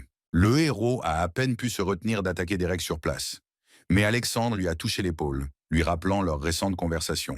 L'homme qui se tenait près de la fenêtre a dit à son neveu de s'agenouiller, mais il s'est indigné et lui a demandé pourquoi il devait faire cela. Derek n'était pas content de devoir s'agenouiller devant celui qui l'avait blessé. La France le gifla. Il n'était pas un homme habitué à entendre des objections à ses ordres. Dominant Derek, il lui rappela qu'il avait toujours parlé d'unir ses forces et de sauver autant de survivants que possible. Mais malgré toutes ces instructions, Derek lui crée constamment des problèmes. S'il n'était pas son neveu, il aurait été expulsé d'ici depuis longtemps. Alexandre a essayé d'intervenir et de calmer l'homme, mais France a levé la main, lui faisant signe de ne pas intervenir. Par la suite, l'homme a ordonné à son neveu de retourner dans la pièce et de réfléchir à son comportement. Et il a également interdit à Derek de sortir des lieux sans sa permission. Derek n'avait pas d'autre choix que d'accepter une telle punition. Après cela, il quitta le bureau de son oncle. Après avoir installé ses invités, France leur a demandé s'ils avaient entendu l'émission de la veille. Après avoir reçu un bref signe de tête en réponse, l'homme a déclaré que, compte tenu de la situation actuelle, il ne méritait pas d'être sauvé. Il prévoyait donc d'agrandir la taille de leur refuge et d'aider autant de personnes que possible. Alex est intervenu et a dit que, puisque la plupart d'entre eux étaient des étudiants normaux et qu'il était le seul à avoir des capacités, ce serait formidable si Sam les rejoignait. Souriant, le directeur a admis qu'il les avait appelés ici parce qu'il espérait que Sam pourrait rester et les aider à chercher des fournitures et à sauver les survivants. Le héros répondit que même si Linda et lui avaient des capacités, ils étaient encore étudiants et ne seraient probablement pas d'une grande utilité. Le réalisateur s'est levé de son siège et a dit que Sam pouvait proposer ses propres conditions auxquelles il était prêt à rester et que la France, de son côté, ferait tout son possible pour les concrétiser. L'homme a dit qu'il comprenait que Sam et Linda prenaient vraiment un risque. Alors qu'il s'approchait de son bureau, il s'arrêta soudainement. La France a déclaré que si tant de gens n'étaient pas morts lorsqu'il avait suggéré de se rendre au port, il ne leur demanderait pas de le faire maintenant. Alexandre répondit à sa provocation en disant que la responsabilité de cet incident lui incombait, car c'était lui qui avait perdu une douzaine de personnes qui lui étaient confiées. Le directeur a répondu que ce n'était pas de sa faute. C'était une décision collective d'aller au port. Sam et Linda, qui étaient assis, écoutaient attentivement la conversation et essayaient de comprendre dans quel genre de piège ils voulaient les attirer. Sam savait parfaitement que le port, grouillant de monstres, était le seul lien reliant leur île au monde extérieur, et sachant cela, il n'était pas difficile de deviner qu'ils étaient les piégés sur cette île. Le héros décide d'intervenir dans la conversation en disant qu'au lieu d'errer sans but sur l'île, il serait préférable de rester et de voir la situation. Le directeur a répondu qu'il était prêt à rester et à faire tout ce qu'il pouvait, mais que si quelque chose dépassait ses capacités, ils auraient des problèmes. Sam a dit qu'il pouvait rester tard, après quoi l'homme déciderait s'il avait besoin de l'aide du gars ou non. France le remercia de sa compréhension et demanda au professeur de montrer leurs chambres aux invités. Après cela, Sam et Linda se levèrent de leur siège et se dirigèrent vers la sortie. Le directeur était heureux que tout se soit déroulé comme prévu. Quelques instants plus tard, Derek entra dans le bureau. Il n'était pas sûr de devoir leur faire ça, alors que Sam et cette fille étaient tout simplement médiocres dans leurs capacités. L'homme a simplement tapoté l'épaule de son neveu. S'approchant de la fenêtre, il dit que lorsqu'il obtiendrait le pouvoir absolu, l'image n'aurait plus aucun sens. La France était sûre que le loup ailé se réveillerait bientôt. Il ne leur restait plus qu'à cacher ici autant de personnes que possible. Il croyait fermement que le loup ailé tomberait certainement dans son piège avec les gens comme appât. Le lendemain, Alexandre a organisé une réunion d'information pour les étudiants qui l'accompagneraient en reconnaissance. Sam s'est approché du professeur et lui a demandé s'il avait besoin d'aide pour quelque chose. Alexandre leur a demandé d'apporter de l'essence des environs. Il a dit qu'il n'y avait pas eu de loup-garou à cet endroit ces derniers temps. Quand Mélisa s'est approchée de lui, le professeur lui a demandé si quelque chose n'allait pas. Elle a répondu que plusieurs patients venaient d'arriver, mais qu'ils n'avaient pas certains médicaments et lui a demandé s'il pouvait les lui apporter. Alexandre a répondu que la plupart des médicaments dans les régions où ils vont habituellement sont déjà épuisés et que pour cela, ils devraient se rendre dans un nouvel endroit. Sam est soudainement intervenu et a demandé de lui confier cette tâche, car il savait où se procurer de nombreuses drogues. Alexandre douta et demanda quel était l'état du gars. Le héros répondit qu'il allait déjà parfaitement bien. Avec un lourd soupir, le professeur accepta et demanda au garçon d'être aussi prudent que possible dans cette tâche. Mélisa lui a demandé de l'accompagner pour qu'elle puisse lui donner la liste des médicaments nécessaires. Sam et Linda suivirent la firme en silence. Le gars décida de lui parler quand son autre personnalité, plus bavarde, se réveilla. Soudain, Mélissa s'arrêta et demanda quelle décision le gars avait prise concernant leur conversation d'hier. Sam regarda la fille avec incompréhension. Souriante, elle toucha son menton et lui demanda si, même avec ses capacités, il ne pouvait pas la reconnaître. Linda a utilisé un souffle glacé sur le gars en disant que ce n'était pas le moment de flirter. Quelques instants plus tard, Sam demanda avec hésitation si Melissa était vraiment sûre d'avoir la force de la protéger. La fille a répondu qu'avec ses capacités actuelles, il ne serait pas capable de faire cela, mais qu'elle connaissait un raccourci pour devenir plus fort. Souriante, elle lui posa une autre condition alléchante. En acceptant son offre, Sam pourrait rapidement améliorer ses compétences et embrasser deux belles filles à la fois. Le gars a cédé à sa pression et a accepté l'offre. En guise de récompense pour l'acceptation de l'offre de Sam, Melissa a décidé de partager avec eux des nouvelles importantes. Elle a déclaré que le nombre de loups-garous sur l'île avait considérablement augmenté. La fille était sûre qu'avec leur force actuelle, Sam et Linda ne devraient pas avoir de problème avec une petite foule de monstres de bas niveau. Mais si un gars rencontre un loup-garou de haut niveau avec des capacités, il vaut mieux pour lui éviter le combat. Melissa n'avait aucune idée de la manière exacte dont ils avaient réussi à vaincre un tel loup-garou, mais Sam devait être conscient de son déficit de puissance face à de tels adversaires. Elle lui rappela que même s'il vainquait à nouveau un tel monstre, son âme continuerait à se battre et à essayer de prendre le contrôle du corps de Sam. La fille lui a dit que si Linda ne l'avait pas aidé la dernière fois, le gars aurait déjà été sous le contrôle de l'âme du monstre qui l'a tué et aurait perdu la sienne. Sam se souvenait exactement de la manière dont Linda l'avait aidé. Maintenant, il comprenait pourquoi la fille avait pris l'initiative en premier à ce moment-là. Melissa leur a alors confié une tâche. Tuer autant de loups-garous de bas niveau que possible et augmenter leur pouvoir en absorbant leurs âmes. Le héros objecta, se rappelant que tous ces loups-garous avaient autrefois été des gens. Melissa a déclaré que les loups-garous complètent la chaîne de l'évolution en chassant les humains ou en capturant les âmes. C'est pourquoi s'ils ont été attaqués, Sam ne devrait pas se sentir désolé simplement parce que les loups-garous étaient autrefois humains. La fille a dit que s'il ne la tuait pas, il le tuerait. Après quoi, elle a pointé son doigt vers la zone de son cœur. Sam se demandait s'il y avait un moyen de les retransformer en humains, comme ce qui est arrivé à Linda. Melissa a répondu que même elle ne le savait pas. Elle a expliqué qu'en raison de la quantité d'informations qu'elle avait reçues ce jour-là, elle avait oublié beaucoup de choses et avait besoin de restaurer les fragments perdus de ses souvenirs. Sam a demandé si Linda pouvait également restaurer sa mémoire avec son aide. Melissa répondit qu'elle ne pouvait pas l'aider, mais qu'elle était sûre qu'un jour Linda retrouverait complètement la mémoire. En s'approchant du gars, Melissa lui murmura à l'oreille ce qu'il allait faire si Linda retrouvait la mémoire et qu'elle tuerait des monstres qui étaient des gens. En regardant le gars abasourdi, la fille en a dit que la plupart des monstres aiment toujours tuer des gens. Après avoir été entouré d'une lumière étrange, de nombreuses informations différentes ont commencé à remplir sa tête. Son esprit et son corps ont également commencé à changer. Elle a admis que cette information avait complètement réécrit ses pensées et sa conscience. Si une autre âme venait à l'habiter, elle se transformerait également en monstre, comme les loups-garous à l'extérieur.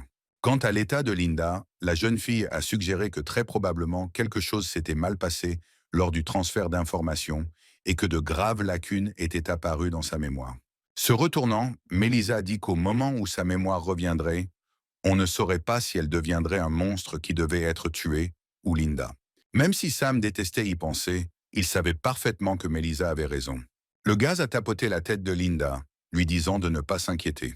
Il était déterminé que même si sa mémoire revenait et que Linda se transformait en monstre, il serait à ses côtés et ils quitteraient ce monde ensemble. Quelque temps plus tard, ils partirent en ville à la recherche de la pharmacie nécessaire. Comme prévu, Sam trouva tous les médicaments indiqués dans la pharmacie qu'il avait choisie, et après avoir rassemblé tout ce dont il avait besoin, il cria à Linda qu'il était temps pour eux de revenir. Soudain, sur l'étagère à côté de lui, le gars a remarqué quelque chose qui a attiré son attention. La demande de Melissa d'apporter également des contraceptifs m'est venue à l'esprit. Il doutait qu'il soit vraiment nécessaire de les prendre. L'ange et le démon intérieur se disputaient entre eux, pesant le pour et le contre. Sam lui-même, à ce moment-là, se couvrit les yeux avec sa main et se figea dans l'indécision, la main tendue vers l'étagère. Remarquant la pose étrange du gars, Linda prit une des boîtes de contraceptifs et demanda si Sam en avait besoin. Le gars est revenu à lui et a répondu que ce n'était pas nécessaire et lui a demandé de remettre la boîte. La jeune fille regarda avec intérêt ce qu'elle tenait dans ses mains et demanda à quoi cela servait. Le gars ne savait pas comment lui expliquer cela et sourit maladroitement en se grattant l'arrière de la tête. Il a ensuite changé de sujet, disant qu'il y avait un magasin à proximité et qu'il irait là-bas pour voir s'il pouvait trouver quelque chose d'utile. La fille a regardé le gars s'éloigner. Un instant plus tard, sans qu'il s'en aperçoive, elle glissa la boîte de contraceptifs dans la poche de sa robe. Il ne leur a fallu que quelques minutes pour arriver au magasin dont le gars avait parlé plus tôt. Il a suggéré que nous nous séparions et que nous cherchions des choses utiles ici. En se retournant, Sam remarqua que la fille elle était tendue et regardait fixement par la vitrine du magasin. Quand il a demandé ce qui s'était passé, Linda a pointé son doigt quelque part dans la rue. Elle a dit qu'il y avait un loup-garou là-bas qu'il pouvait tuer. Soudain, Sam couvrit sa bouche avec sa main. Le gars a remarqué plusieurs monstres qui s'approchaient et s'est caché avec Linda derrière le mur du magasin. Il a eu de la chance et quelques secondes plus tard, les loups-garous se sont dirigés dans l'autre direction, passant devant leur boutique. Ce n'est qu'à ce moment-là qu'il a pu pousser un soupir de soulagement et se détendre un peu. La fille mécontente a demandé pourquoi il ne pouvait pas simplement les tuer. Sam répondit qu'après tout, ils étaient aussi des gens et qu'ils voulaient éviter des morts inutiles. Linda l'interrompit, lui rappelant que tuer des loups-garous l'aiderait à devenir plus fort. Et Linda, plus que quiconque, voulait que Sam vive. Le gars s'est rendu compte que la fille était très inquiète pour lui. Il la serra dans ses bras, lui disant qu'il n'allait pas jouer le saint jusqu'au bout et que s'il devait tuer un loup-garou, il le ferait pour protéger les personnes proches de lui. Le gars a demandé à la fille de ne pas prendre l'initiative de tuer des monstres, seulement lorsqu'ils sont poussés contre le mur. Un cri d'aide soudain a ramené le couple à la réalité. Sam et Linda ont couru dehors pour voir deux loups-garous poursuivre un petit garçon. L'un des monstres a rattrapé l'enfant et l'a attaqué. Le héros regarda cette image avec horreur. L'enfant a volé sur plusieurs mètres, heurtant son dos contre une structure fragile contenant de nombreuses boîtes. Un instant plus tard, le garçon se retrouva enseveli sous le contenu de nombreuses boîtes qui lui tombèrent dessus. Les loups-garous sentirent la proie nouvellement arriver et se retournèrent. Sam et Linda se tenaient à quelques mètres des monstres. Le héros était rempli de colère. L'instant d'après, il se précipita vers les loups-garous, laissant derrière lui des décharges électriques. Le monstre le plus proche du gars n'a rien fait et a attendu le bon moment pour contre-attaquer. Lorsque Sam s'est suffisamment approché de lui, le loup-garou l'a frappé de toutes ses forces, mais le héros a réussi à esquiver et le poing de l'ennemi a percé la tuile. Se déplaçant derrière lui, le gars a attrapé le loup-garou par la queue. Il tira la queue de l'ennemi de toutes ses forces, espérant qu'il perdrait l'équilibre et tomberait. Quelques instants plus tard, c'est exactement ce qui s'est passé. Sam a fait tomber le loup-garou sur le dos. Le monstre grogna d'impuissance, mais la forte décharge électrique qui traversait tout son corps l'empêchait de faire le moindre mouvement. L'instant d'après, Sam marcha sur la tête de l'ennemi qu'il avait vaincu. Après cela, le gars a de nouveau décollé et a couru vers le deuxième monstre. Se trouvant à 2 pas de l'ennemi, Sam activa la foudre dans ses paumes.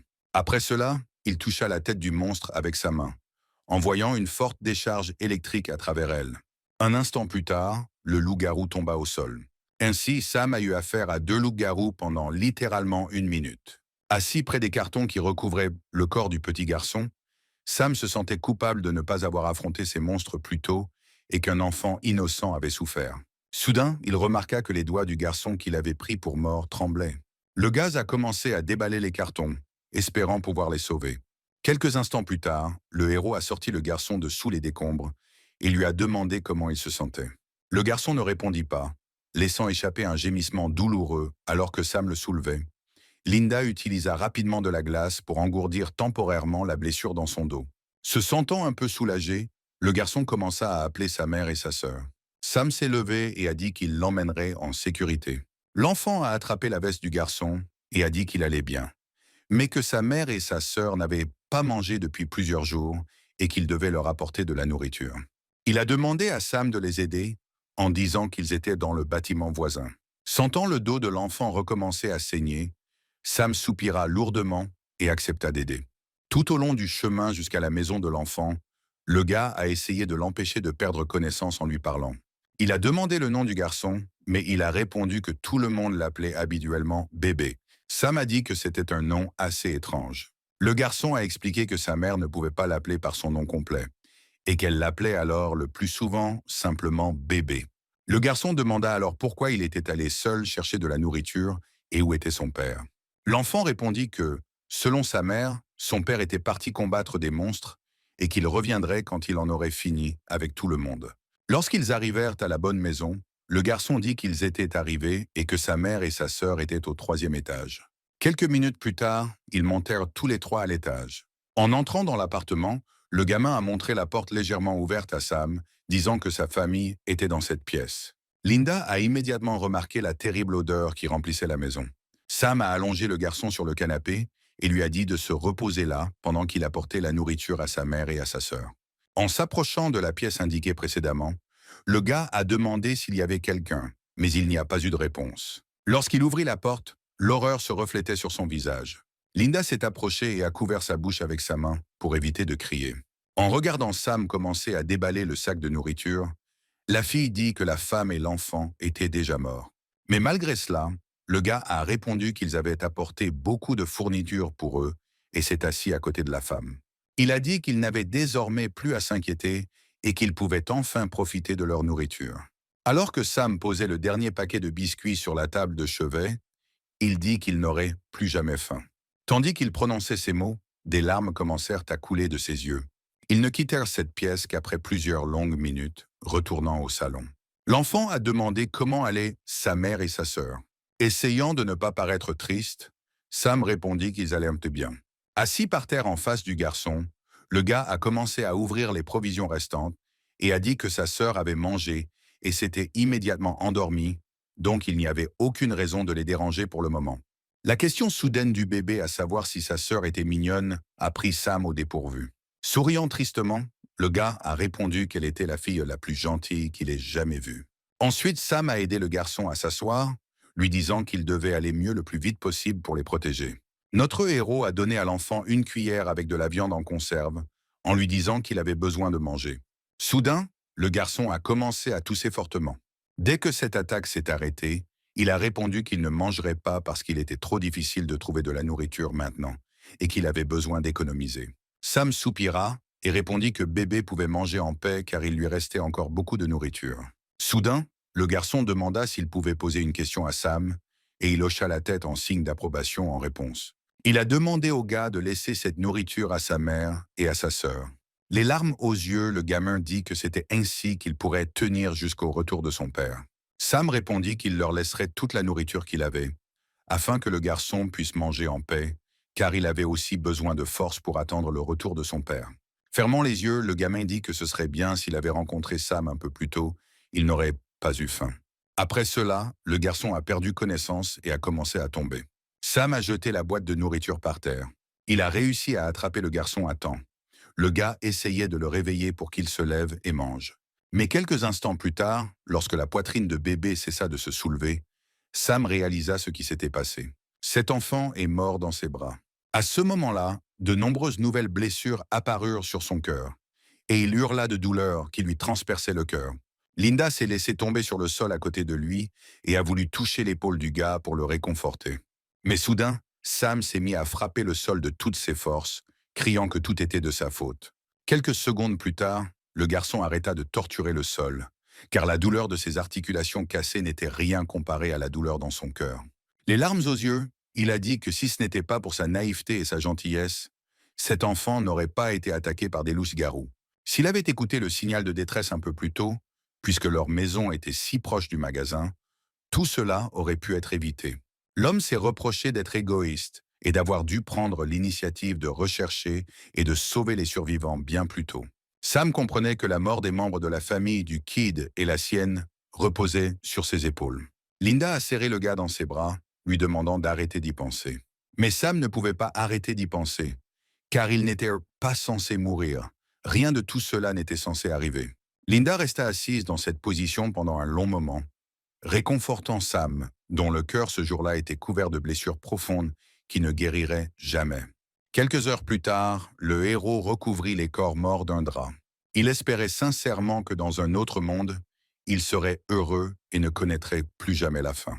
Le dessin posé sur la table de nuit a attiré l'attention de Sam. Il brandit un morceau de papier sur lequel était affichée une photo du gamin avec sa famille. En regardant ce dessin, Sam se souvint que le garçon avait cru jusqu'au bout que son père reviendrait un jour. Le gars a promis qu'il retrouverait certainement son père, peu importe ce que cela lui coûterait. Après quoi, il prit un cadre avec une photo d'un père tenant son fils dans ses bras. Sam espérait que cet homme serait exactement comme le kid le décrivait. Si cet homme a simplement quitté sa famille et s'est enfui, alors il le retrouvera et le tuera. Au même moment, des opérations actives se déroulaient dans l'une des bases militaires capturées. Les gens ont réussi à attirer plusieurs monstres de haut niveau dotés de capacités dans des pièges et à les mettre dans des cages. La France tendit la main et caressa le monstre capturé, lui disant que très bientôt, il serait généreusement nourri. À ce moment précis, un subordonné s'est approché de lui et l'a informé que tout était prêt pour l'expédition. La France a déclaré qu'il ne devait pas hésiter, car avec l'aide de loups-garous de haut niveau, il pourrait se débarrasser de la police. Derek ne comprenait pas pourquoi son oncle ne le laissait pas s'occuper de toutes les personnes dotées de capacités. L'homme répondit qu'il suffisait simplement de détruire les loups-garous. Il n'était donc pas nécessaire de montrer ces gens au monde pour le moment.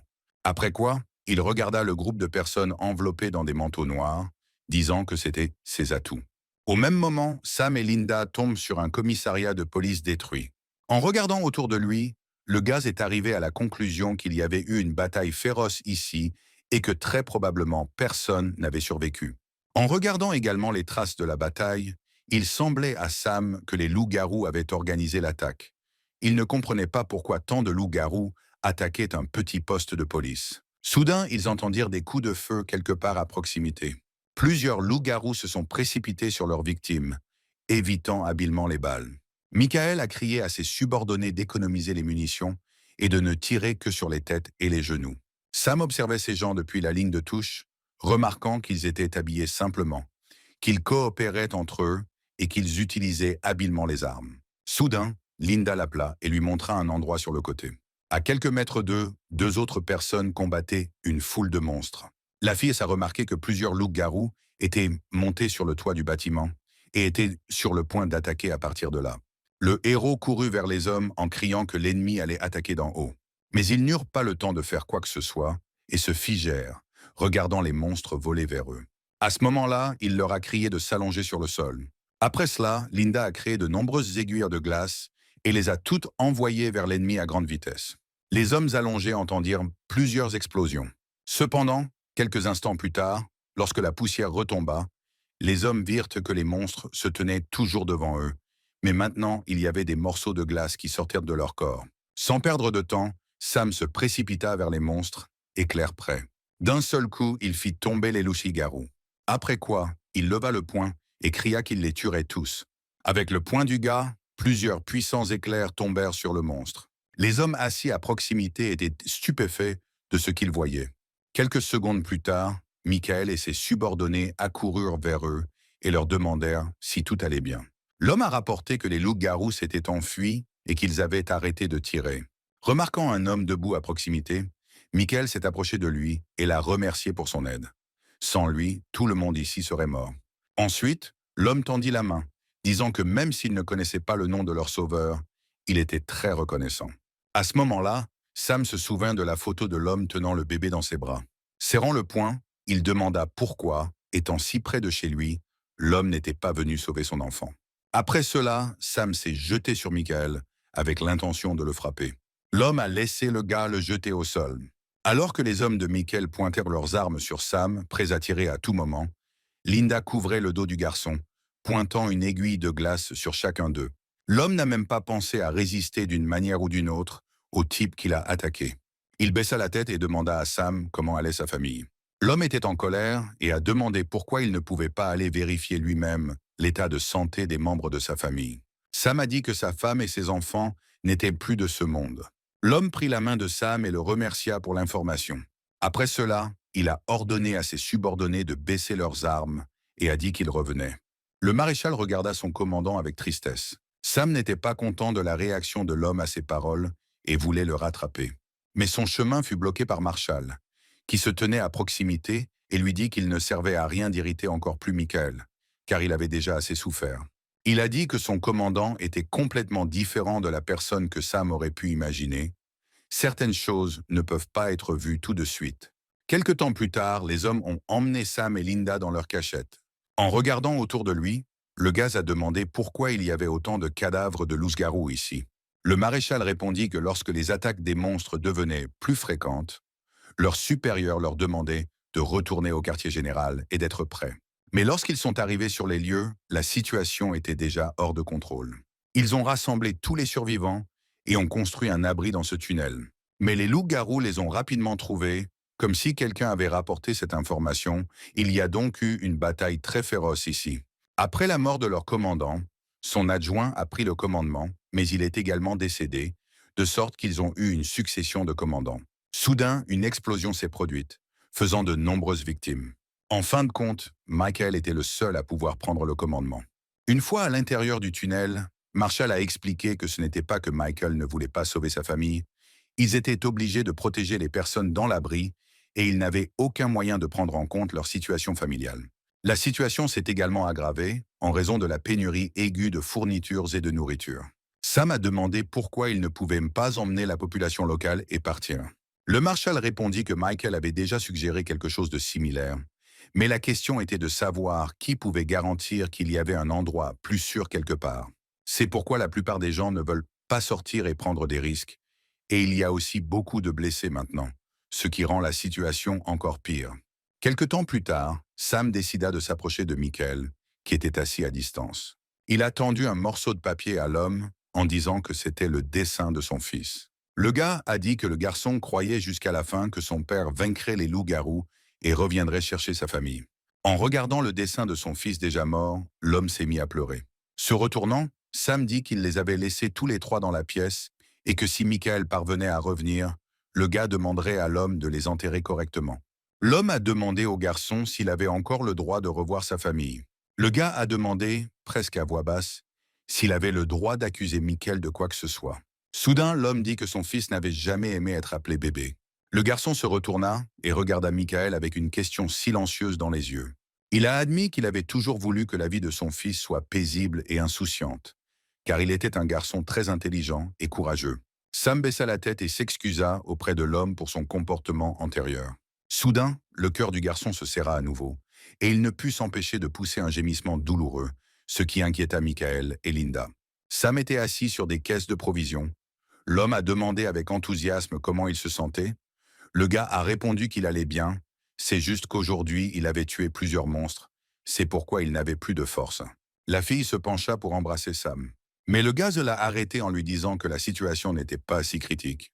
Tout en enroulant une mèche de cheveux autour de son doigt, Linda lui demanda s'il n'avait vraiment pas besoin de son aide. Michael, qui regardait la scène, était convaincu que la jeunesse d'aujourd'hui était devenue trop décomplexée. Sam a conclu que même s'il absorbait l'âme d'un loup-garou faible, son propre corps se fatiguerait trop vite. Il a également noté que sa force, bien que pas de manière significative, avait augmenté. En regardant le garçon créer des éclairs dans sa main, Michael a demandé d'où il tenait ce genre de capacité. Sam a répondu qu'il ne comprenait pas lui-même tout à fait, mais qu'après l'apparition des loups-garous, certaines personnes ont commencé à éveiller diverses capacités en elles-mêmes. Il a dit que dans le refuge où il se trouvait auparavant, il y avait plusieurs autres personnes avec des capacités. Michael a regardé le gars avec surprise quand il a découvert qu'il y avait d'autres personnes comme lui. L'instant d'après, l'homme saisit le jeune homme par les épaules et, ne croyant pas ce qu'il avait entendu plus tôt, demanda à nouveau s'il y avait d'autres abris sur cette île. Outre celui-ci, Sam répondit que oui, et il sortit pour aider à trouver d'autres survivants et des médicaments. Michael a commencé à poser beaucoup de questions au gars pour savoir où il se trouvait et combien de personnes ils avaient déjà réussi à sauver. Sam a expliqué qu'au départ, fuyant les monstres, leur refuge était devenu une école internationale, dans laquelle se trouvaient une centaine de survivants, dont la plupart étaient des écoliers, et a montré son emplacement sur la carte. Il a expliqué qu'il y avait peu de loups-garous dans la région, donc le niveau de danger était plus faible. Le maréchal soupira de soulagement, disant qu'ils avaient désormais un endroit où aller. Michael a dit que ce refuge n'est pas un refuge gouvernemental, donc il pourrait ne pas être d'accord pour les accueillir. Sam répondit qu'il n'y avait pas lieu de s'inquiéter à ce sujet, même si le directeur de cette école était trop autoritaire. Il ne refuserait pas d'aider une personne capable de se battre. En détournant le regard, Michael dit qu'il y avait trop de monstres ici et qu'il y avait beaucoup de blessés et de civils ordinaires. Sam a dit que lui et Linda aideraient à combattre les monstres, et l'homme n'avait que le choix de persuader les autres de prendre le risque de transférer des ressources et de déménager dans un nouvel abri ou non. L'homme a demandé combien de monstres il pouvait gérer. Sam répondit qu'il pouvait facilement gérer 20 loups-garous, mais c'était en supposant qu'il ne bloquerait que les attaques des monstres. Après l'avoir écouté, le marshal dit que dans ce cas, tout devrait s'arranger pour eux, car il n'y avait actuellement que 30 loups-garous dehors. Un groupe de gars s'est approché d'eux, et l'un d'eux a crié qu'il pouvait gérer au moins une centaine de ces monstres. Il a demandé pourquoi Michael croyait si facilement les paroles de certains inconnus. Marshall s'approcha de lui et lui demanda de quoi il parlait. Alan était convaincu d'avoir tout dit correctement, car tout le monde avait entendu ce qui avait été dit plus tôt. Alan a dit que le commandant devait utiliser son cerveau et réfléchir à la probabilité que cet abri soit réel et à la façon dont le gars et lui seul pourraient repousser 20 loups-garous. Si Sam était vraiment aussi fort qu'il le disait, l'homme dit qu'il devrait d'abord vaincre les camarades d'Alan qu'il avait amenés avec lui. Michael toucha l'épaule du garçon, disant que Sam devait convaincre tout le monde que ses paroles n'étaient pas des paroles creuses et qu'il le suivrait ensuite. Souriant, le gars a demandé à l'homme si c'était vrai. Michael a dit au gars de se battre avec la moitié de sa force et de ne blesser personne. S'avançant, Sam promit qu'il essaierait d'être prudent et de faire en sorte que son peuple croie en lui. Le héros s'est lentement approché de la foule qui attendait, Linda marchant à côté de lui. Voyant que Sam n'était pas pressé, les hommes ont commencé à crier, encourageant le héros, en disant que sa petite amie avait plus de courage que le gars lui-même. Quand Linda s'arrêta, contenant à peine sa colère, Sam lui prit la main, lui disant qu'il trouverait la solution tout seul. Mais la fille s'y est opposée. Elle n'aimait pas le fait que ces gens soient impolis envers Sam et ne le respectent pas du tout. Il méritait qu'elle leur donne une leçon. Le gars lui a caressé la tête en disant qu'il devrait le faire lui-même. Il fit ensuite quelques pas en avant et, enfilant ses gants, leur cria d'attaquer tous en même temps. Les hommes furent surpris par l'excès de confiance du gars, et voyant la confusion sur leur visage, Sam expliqua qu'il était plus facile de les achever tous d'un seul coup que de combattre chacun d'eux individuellement. Alan a crié que le gars avait tout simplement perdu la tête. Après quoi, lui et ses amis se sont précipités simultanément sur Sam. En créant la foudre, il a dit qu'il ne fallait jamais sous-estimer l'ennemi. Après cela, il toucha le sol avec ses paumes, conduisant des décharges électriques à travers la terre. Tous les hommes furent paralysés par de puissantes décharges qui transpercèrent leur corps. Sam leur a crié de se préparer pour les nouvelles coiffures à la mode. Après cela, des décharges électriques ont frappé la tête de chacun d'eux, faisant se dresser leurs cheveux sur la tête. S'approchant des hommes tombés, Sam évalua son travail et dit que cela avait l'air plutôt cool. Il remarqua que l'un d'entre eux était devenu complètement chauve et s'excusa, disant qu'il avait légèrement mal calculé la tension. Les hommes ont admis leur défaite, disant que Sam était trop fort. Même si le héros avait prouvé sa force à tout le monde, certains doutaient encore qu'il y ait vraiment un autre refuge, car s'il n'y en avait pas, partir d'ici serait un pur suicide.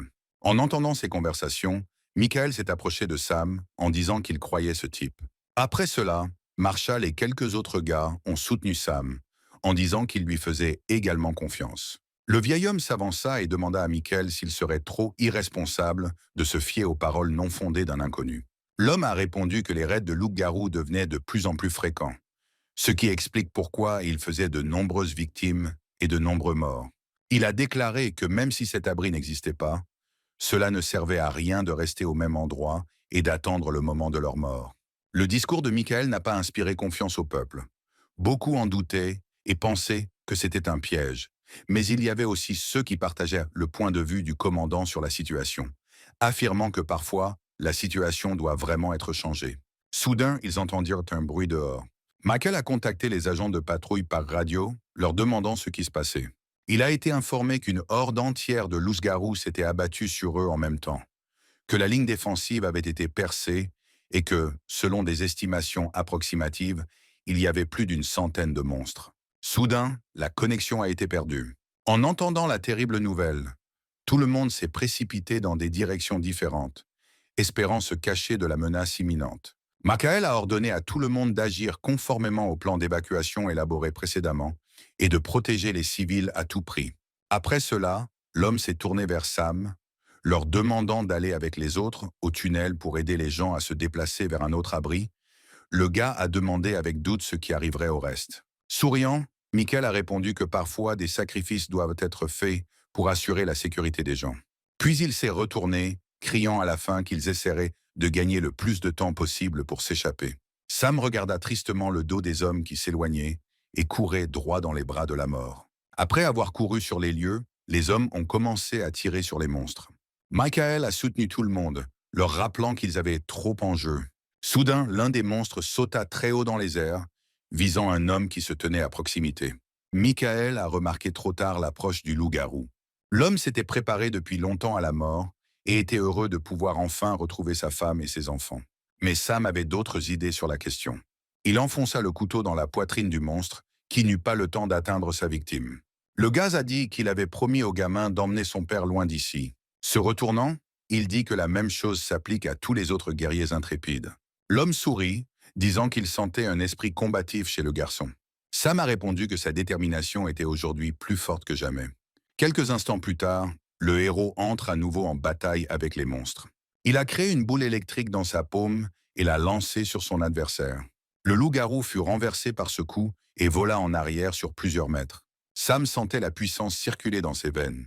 Lorsque plusieurs loups-garous se précipitèrent sur lui en même temps, le garçon adopta une position défensive, rassemblant autant de force que possible dans ses mains. L'instant d'après, il a touché le sol et des décharges électriques ont frappé les loups-garous. Linda était au sommet à ce moment-là, créant des aiguilles de glace. Lorsque Sam a lancé son attaque, la fille s'est rendue compte que c'était son tour. Une multitude d'aiguilles de glace tombèrent du ciel sur les monstres comme de la grêle. Alors que Linda s'asseyait à côté de Sam, il la félicita. Soudain, il ressentit quelque chose d'étrange. L'homme a vu des caillots d'énergie animale flotter dans l'air. Soudain, un autre loup-garou est apparu et s'est jeté sur Sam et Linda. La fille a réagi plus vite que le garçon et a commencé à créer un bouclier de glace pour protéger Sam. Mais la barrière qu'elle avait créée fut brisée par un coup du loup-garou et Linda elle-même fut projetée en arrière. Michael fut attiré par le bruit venant du côté et lorsqu'il se retourna pour voir ce qui se passait, il vit Sam et Linda allongés sur le sol à côté du monstre. Il a crié à ses subordonnés de se précipiter à leur secours. Michael et un autre homme étaient aux côtés de Sam en un instant et ont commencé à tirer sur l'ennemi. Le héros inquiet a demandé si Linda allait bien, et la fille a hoché la tête. Soudain, son cœur se mit à se serrer à nouveau, et il laissa échapper un gémissement douloureux. Voyant Sam dans cet état à nouveau, Linda eut peur. Le héros pensait que si à chaque fois qu'il tuait des loups-garous, leurs âmes continuaient à être absorbées par lui, alors l'effet négatif ne ferait que croître. Mais il ne pouvait pas non plus être sûr que Michael et ses gars seraient à peine capables de résister à autant de monstres. L'homme s'est retourné et a crié à Sam de sortir de là le plus vite possible. En se relevant du sol, le gars a répondu qu'il allait bien, mais qu'il avait simplement dépensé trop d'énergie cette fois-ci. Sam regarda le dos de ces gens qui n'avaient aucun super pouvoir, mais qui sacrifiaient quand même sans peur leur vie pour les autres. Lui et Linda ne voulaient pas devenir un fardeau pour qui que ce soit, simplement parce qu'ils ne se sentaient pas bien. Le héros a réactivé sa capacité. Il a pensé que puisqu'ils étaient dans un monde où la fin du monde était arrivée, ils devaient affronter leur mort sans peur et sauver ceux qu'ils pouvaient. Un instant plus tard, Sam se précipita en avant, englouti par des décharges électriques. Quelques minutes plus tard, le sol était jonché de nombreux cadavres de monstres. Tous les blessés ont reçu une assistance médicale. Ceux dont les blessures n'étaient pas si graves retournèrent à la base, s'entraidant. Michael s'est approché de Sam et Linda assis et a admis qu'au début, il était très inquiet de savoir si tout se passerait comme prévu ou si le gars n'aurait pas la force de continuer la bataille. Ensuite, l'homme s'est assis à côté du gars et, lui tapotant l'épaule, a dit que même si Sam était encore jeune, il était le plus intrépide de tous ceux présents. Le gars expira avec fatigue et demanda à l'homme d'arrêter de se moquer de lui, car ses mains tremblaient encore de peur. Michael a répondu que le gars ne devait pas se rabaisser et qu'il avait fait un excellent travail. À ce moment-là, Marshall s'est approché d'eux.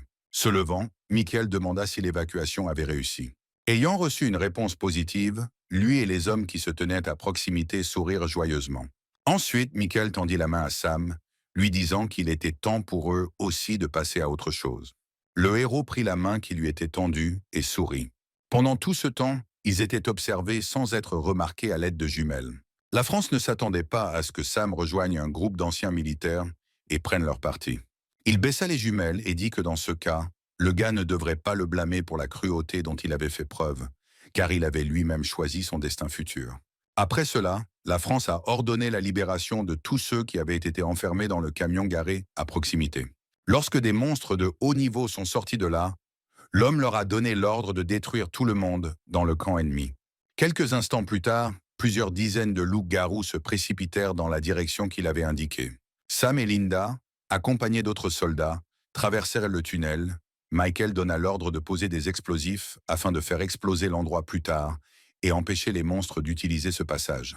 L'homme ordonna aux autres de rechercher leurs camarades survivants.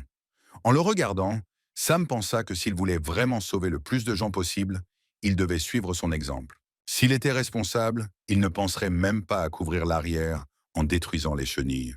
Quelques instants plus tard, l'un des hommes a crié qu'il avait trouvé un survivant, mais qu'il était grièvement blessé. Michael s'est précipité à son secours. L'homme toucha l'épaule de son commandant, lui disant qu'il ne devait pas gaspiller de bandages supplémentaires car il ne survivrait pas avec une blessure comme celle-là. Michael interrompit l'homme en disant qu'il survivrait certainement. Soudain, il fut contacté par radio et informé qu'une autre horde de loups-garous se trouvait déjà dans un rayon d'1 kilomètre d'eux. Il a demandé s'ils avaient réussi à poser les explosifs. Michael fut horrifié lorsqu'on lui annonça que le détonateur était introuvable. Sam décida d'intervenir et dit qu'il bloquerait le passage et leur ferait gagner du temps. L'homme s'est approché du garçon, lui disant qu'il était trop faible maintenant et qu'il ne voulait pas mettre sa vie en danger. Contactant son subordonné par radio, Michael lui demanda le matériel nécessaire à l'explosion et ordonna aux autres d'emmener les gens le plus loin possible d'ici. Sam a crié que ses forces étaient revenues et qu'il était prêt à se battre à nouveau, mais Michael l'a interrompu en disant qu'il n'accepterait aucune objection. Soudain, l'homme blessé est intervenu dans leur dispute, disant qu'il resterait là de toute façon. Prenant une grenade dans sa poche, il dit qu'il lui en restait encore une en réserve et que cela devrait suffire. Alors l'homme demanda qu'ils partent tous ensemble de là. Michael regarda son subordonné avec horreur, sur le point d'objecter. Mais l'homme le devança en criant que s'il ne partait pas, il les ferait tous exploser avec lui. S'il ne se dépêche pas, les loups-garous vont arriver ici d'un instant à l'autre. Michael serra les dents de frustration, il n'avait rien à dire en réponse. Il salua le brave guerrier avec des larmes dans les yeux. Puis il se retourna et dit à Sam qu'il devait se dépêcher. Kevin a demandé au gars de s'assurer que tous les civils arrivent au nouvel emplacement en toute sécurité. Il ne voulait pas que son sacrifice soit vain. Fermant les yeux, Sam promit qu'il s'en assurerait certainement. La mort de ce guerrier serait un exploit formidable, et il ne laisserait pas tout cela être vain. En entendant les mots de Sam, Kevin sourit. Les monstres s'approchaient déjà d'eux. Lorsque les loups-garous se sont suffisamment rapprochés, Kevin a dit qu'il était temps pour eux d'aller tous en enfer ensemble. Après cela, il a retiré la goupille avec ses dents. L'instant d'après, il y eut une forte explosion. Sam, Linda et Michael ont réussi à rejoindre les membres de leur groupe qui les précédaient en toute sécurité. Michael et Sam n'ont pas pu partager toute la joie de leur apparition. Ils se retournèrent, regardant tristement le passage effondré. Quelques instants plus tard, Michael s'est tourné vers Marshall et lui a dit qu'ils allaient faire une pause de 15 minutes. Ensuite, l'homme regarda autour de lui, examinant rapidement tous ceux qu'ils avaient réussi à sauver.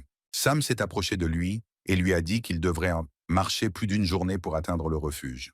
Il lui a demandé s'il avait un plan de déplacement. Il a répondu qu'il n'était pas prudent de se déplacer la nuit et qu'il comptait donc trouver un endroit où passer la nuit dans les environs. Regardant tristement le sol, l'homme dit qu'il ne devrait pas y avoir de problème, car il connaît ce quartier comme sa poche. Sam tapota l'épaule de Michael et lui dit qu'il pourrait rendre visite à sa femme et à ses enfants en chemin. Soudain, le rugissement d'un loup-garou se fit entendre, attirant l'attention de tous. Tout le monde regarda vers le tunnel et parmi les nuages de poussière qui se déposaient, ils virent l'énorme silhouette d'un monstre. Michael s'est approché de ses subordonnés et leur a dit de se préparer. Dans l'obscurité du tunnel, les yeux du monstre brillaient d'un rouge dangereux. L'instant d'après, il poussa un rugissement encore plus terrifiant. Michael et les autres ont commencé à tirer sur le loup-garou. Sam et Linda se rendirent compte qu'ils étaient confrontés à un monstre renforcé. Activant ses capacités, le garçon se précipita en avant, criant aux militaires de reculer. Il n'était mais pas de taille face à un monstre de ce niveau. Mais il était trop tard. Le loup-garou les avait déjà attaqués. Il a attrapé une voiture à proximité et avait l'intention de la jeter sur les militaires. Les hommes allongés sur le sol regardaient cela avec horreur. Soudain, Sam apparut devant eux, leur criant de s'enfuir. Il a essayé de contenir l'assaut du monstre, mais quelques instants plus tard, le gars a été jeté de côté. Sam ne s'attendait pas à ce qu'il y ait une telle différence de force entre eux. Il a dit à Michael qu'il devait maintenant éloigner les gens ordinaires et qu'il pouvait laisser ce monstre à lui et à Linda. Mais l'homme s'y est opposé, disant que ce loup-garou était plusieurs fois plus fort que les précédents et qu'il ne pouvait pas le gérer seul. Sam a dit que même si les loups-garous sont forts, ils ne sont pas particulièrement intelligents. Il était convaincu que Michael seul devrait diriger l'opération d'évasion, donc même s'il ne vainquait pas le monstre, il serait beaucoup plus facile de s'échapper en sachant que tout le monde était en sécurité. L'homme ne savait pas comment répondre à Sam, alors il sourit et leur souhaita bonne chance. Pour une raison inexplicable, il croyait que ce garçon réussirait. Après cela, Sam se tourna vers Linda et lui dit qu'il procéderait selon l'ancien plan. L'instant d'après, ils se précipitèrent vers le loup-garou. Le monstre s'est couvert des aiguilles de glace que la fille lui a lancées. À ce moment-là, Sam décida d'attaquer le loup-garou. Le gars a levé son poing pour frapper, et son adversaire a suivi son exemple et a également levé sa patte griffue. Cependant, au lieu de frapper, Sam attrapa le monstre par sa patte tendue. Après quoi, s'éloignant d'elle, il fit un salto dans les airs. Le monstre leva son autre patte pour frapper tandis que le garçon lui tournait le dos. En même temps, Linda utilisait de la glace. Sam sursauta à nouveau, levant à nouveau son poing pour frapper. L'instant d'après, Sam porta un coup puissant au monstre. Cette action du gars a fait perdre son sang-froid au loup-garou. Le héros sauta sur le côté en criant le nom de Linda.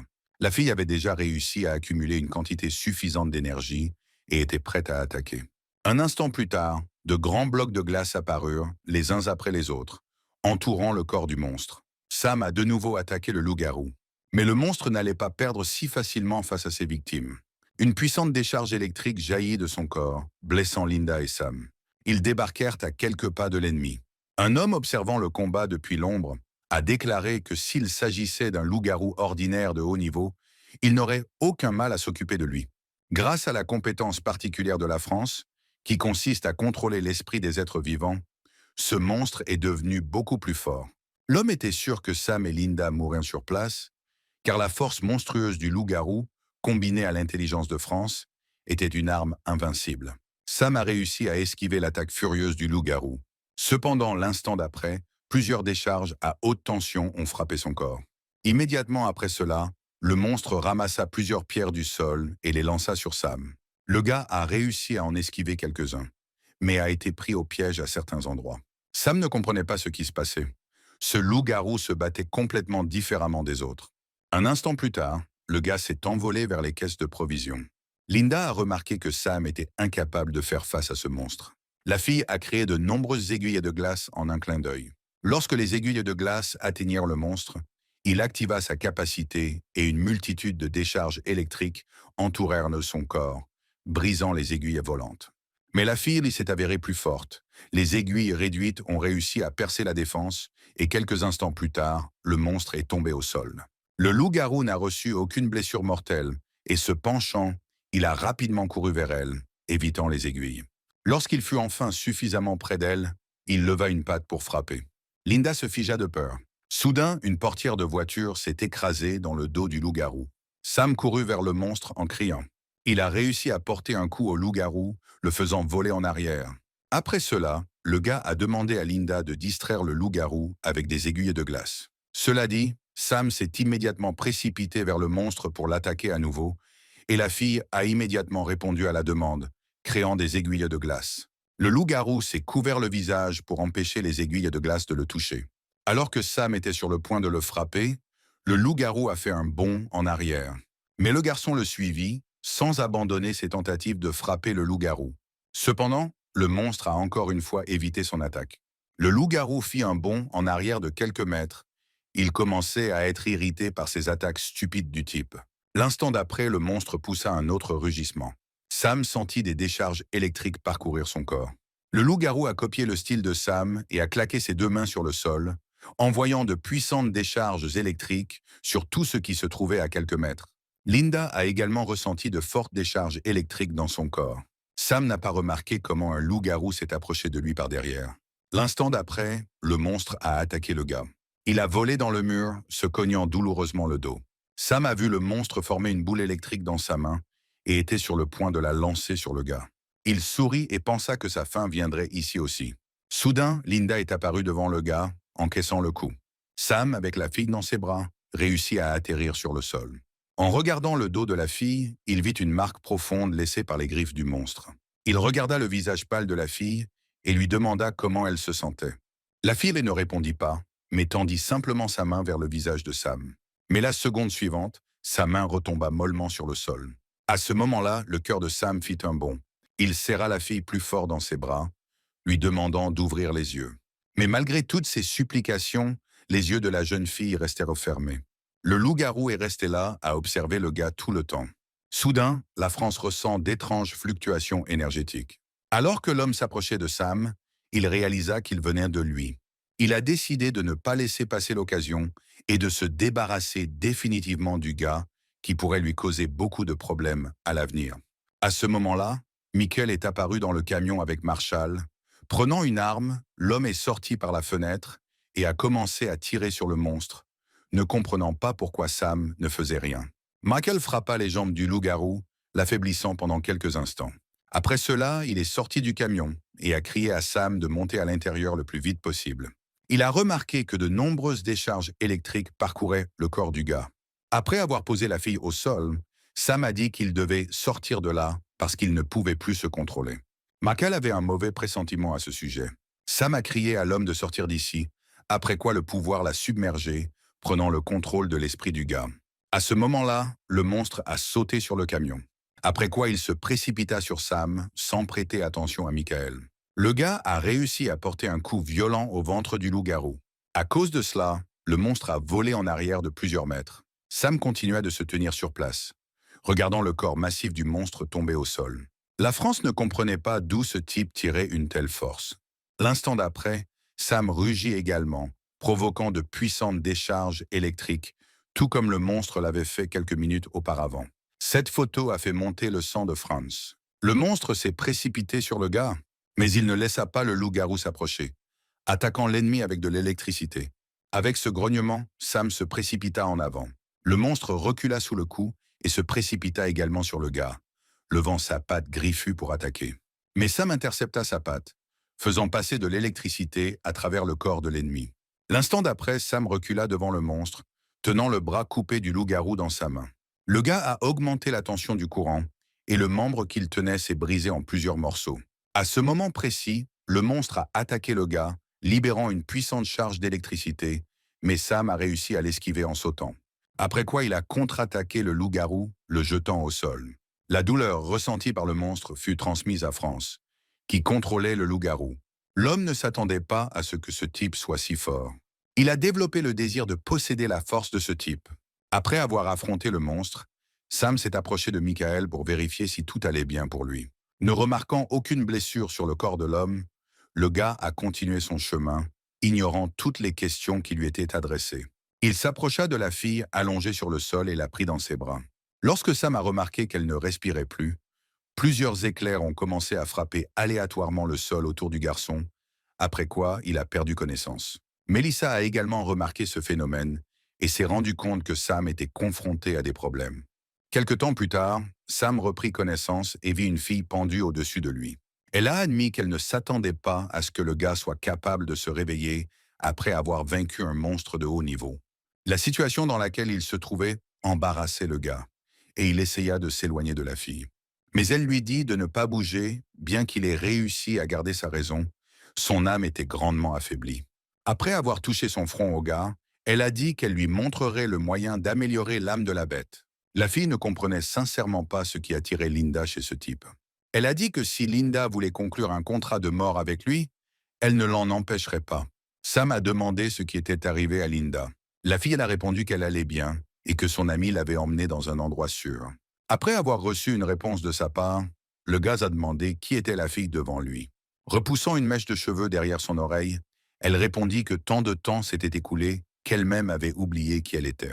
S'approchant de son visage, la jeune fille murmura qu'elle se souvenait seulement qu'après la grande bataille entre les humains et les démons, elle avait quitté sa coquille physique et plongé dans un sommeil profond, ne faisant plus qu'un avec ses descendants de sang. Elle a expliqué que les descendants sont ce qu'on appelle des guides pour les gens comme elle. Le but principal de son existence, et de celle des créatures comme la sienne, est de raconter ce qui s'est réellement passé afin que les gens puissent comprendre comment y résister. Sam fut surpris lorsqu'il apprit que la jeune fille était en quelque sorte liée à la grande guerre entre les démons et les humains. Elle décida que pour que ce soit plus clair pour lui, elle devrait commencer son histoire à partir du moment où Dieu est descendu sur cette terre. La jeune fille a expliqué qu'au prix de sa propre vie, Dieu a créé tout ce qui existe sur cette terre, et sur la base des lois qu'il a laissées derrière lui, les organismes vivants ont commencé à se reproduire.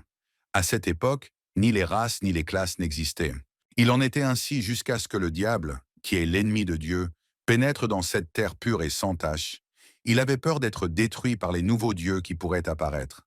Par conséquent, le diable a commencé à enchanter les gens. Ainsi, ses disciples ont commencé à apparaître, appelés la race des démons.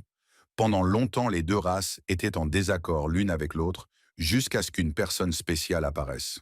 Abel voulait mettre fin à cette querelle sans fin et à défier les démons. Il a dirigé l'humanité et a éradiqué toute la race des démons sur cette terre. Cependant, le diable a réussi à agir en plaçant des forces démoniaques dans le cœur de tous les êtres vivants, de sorte que même si les démons ont disparu, les conflits entre les gens n'ont pas cessé. Chaque fois que les conflits atteignaient leur paroxysme, de nouveaux démons naissaient. Quand quelque chose comme cela se produit, tous les êtres vivants mutent sous l'influence du pouvoir du diable. Sam se demandait qui était vraiment le diable. La fille a touché la poitrine du gars, disant qu'il n'avait pas de coquille physique, il vivait dans le cœur des gens. Elle a dit que ces monstres tués étaient des démons. Les gens consumés par la cupidité deviennent également des démons. Si Sam n'avait pas résisté à la tentation de l'âme de la bête, il serait devenu l'un d'eux aussi. Gêné par son contact, le garçon demanda s'il existait un moyen de résister aux démons. Souriante, elle répondit que tout n'était pas aussi désespéré qu'il le semblait à première vue. Elle a expliqué que parce que les démons ont été créés par le diable, ils avaient besoin d'un chef qui a été renversé il y a longtemps, et ils se battraient désespérément jusqu'à ce qu'ils choisissent un nouveau roi démon pour les diriger. Si une personne capable de tuer le nouveau roi démon apparaît, alors l'essence maléfique dans les âmes de tous les êtres vivants se dissipera sans laisser de traces. D'après ces paroles, le gars a compris que jusqu'à présent, les gens et les démons étaient dans le même bateau. La fille a confirmé sa supposition. Un démon n'est pas forcément mauvais, tout comme une personne n'est pas forcément bonne. Après cela, ses doigts se sont refermés autour du cou du gars. Souriant malicieusement, elle dit que même si elle ressemblait à un chef d'orchestre, elle n'avait pas nécessairement besoin d'être aussi gentille qu'eux.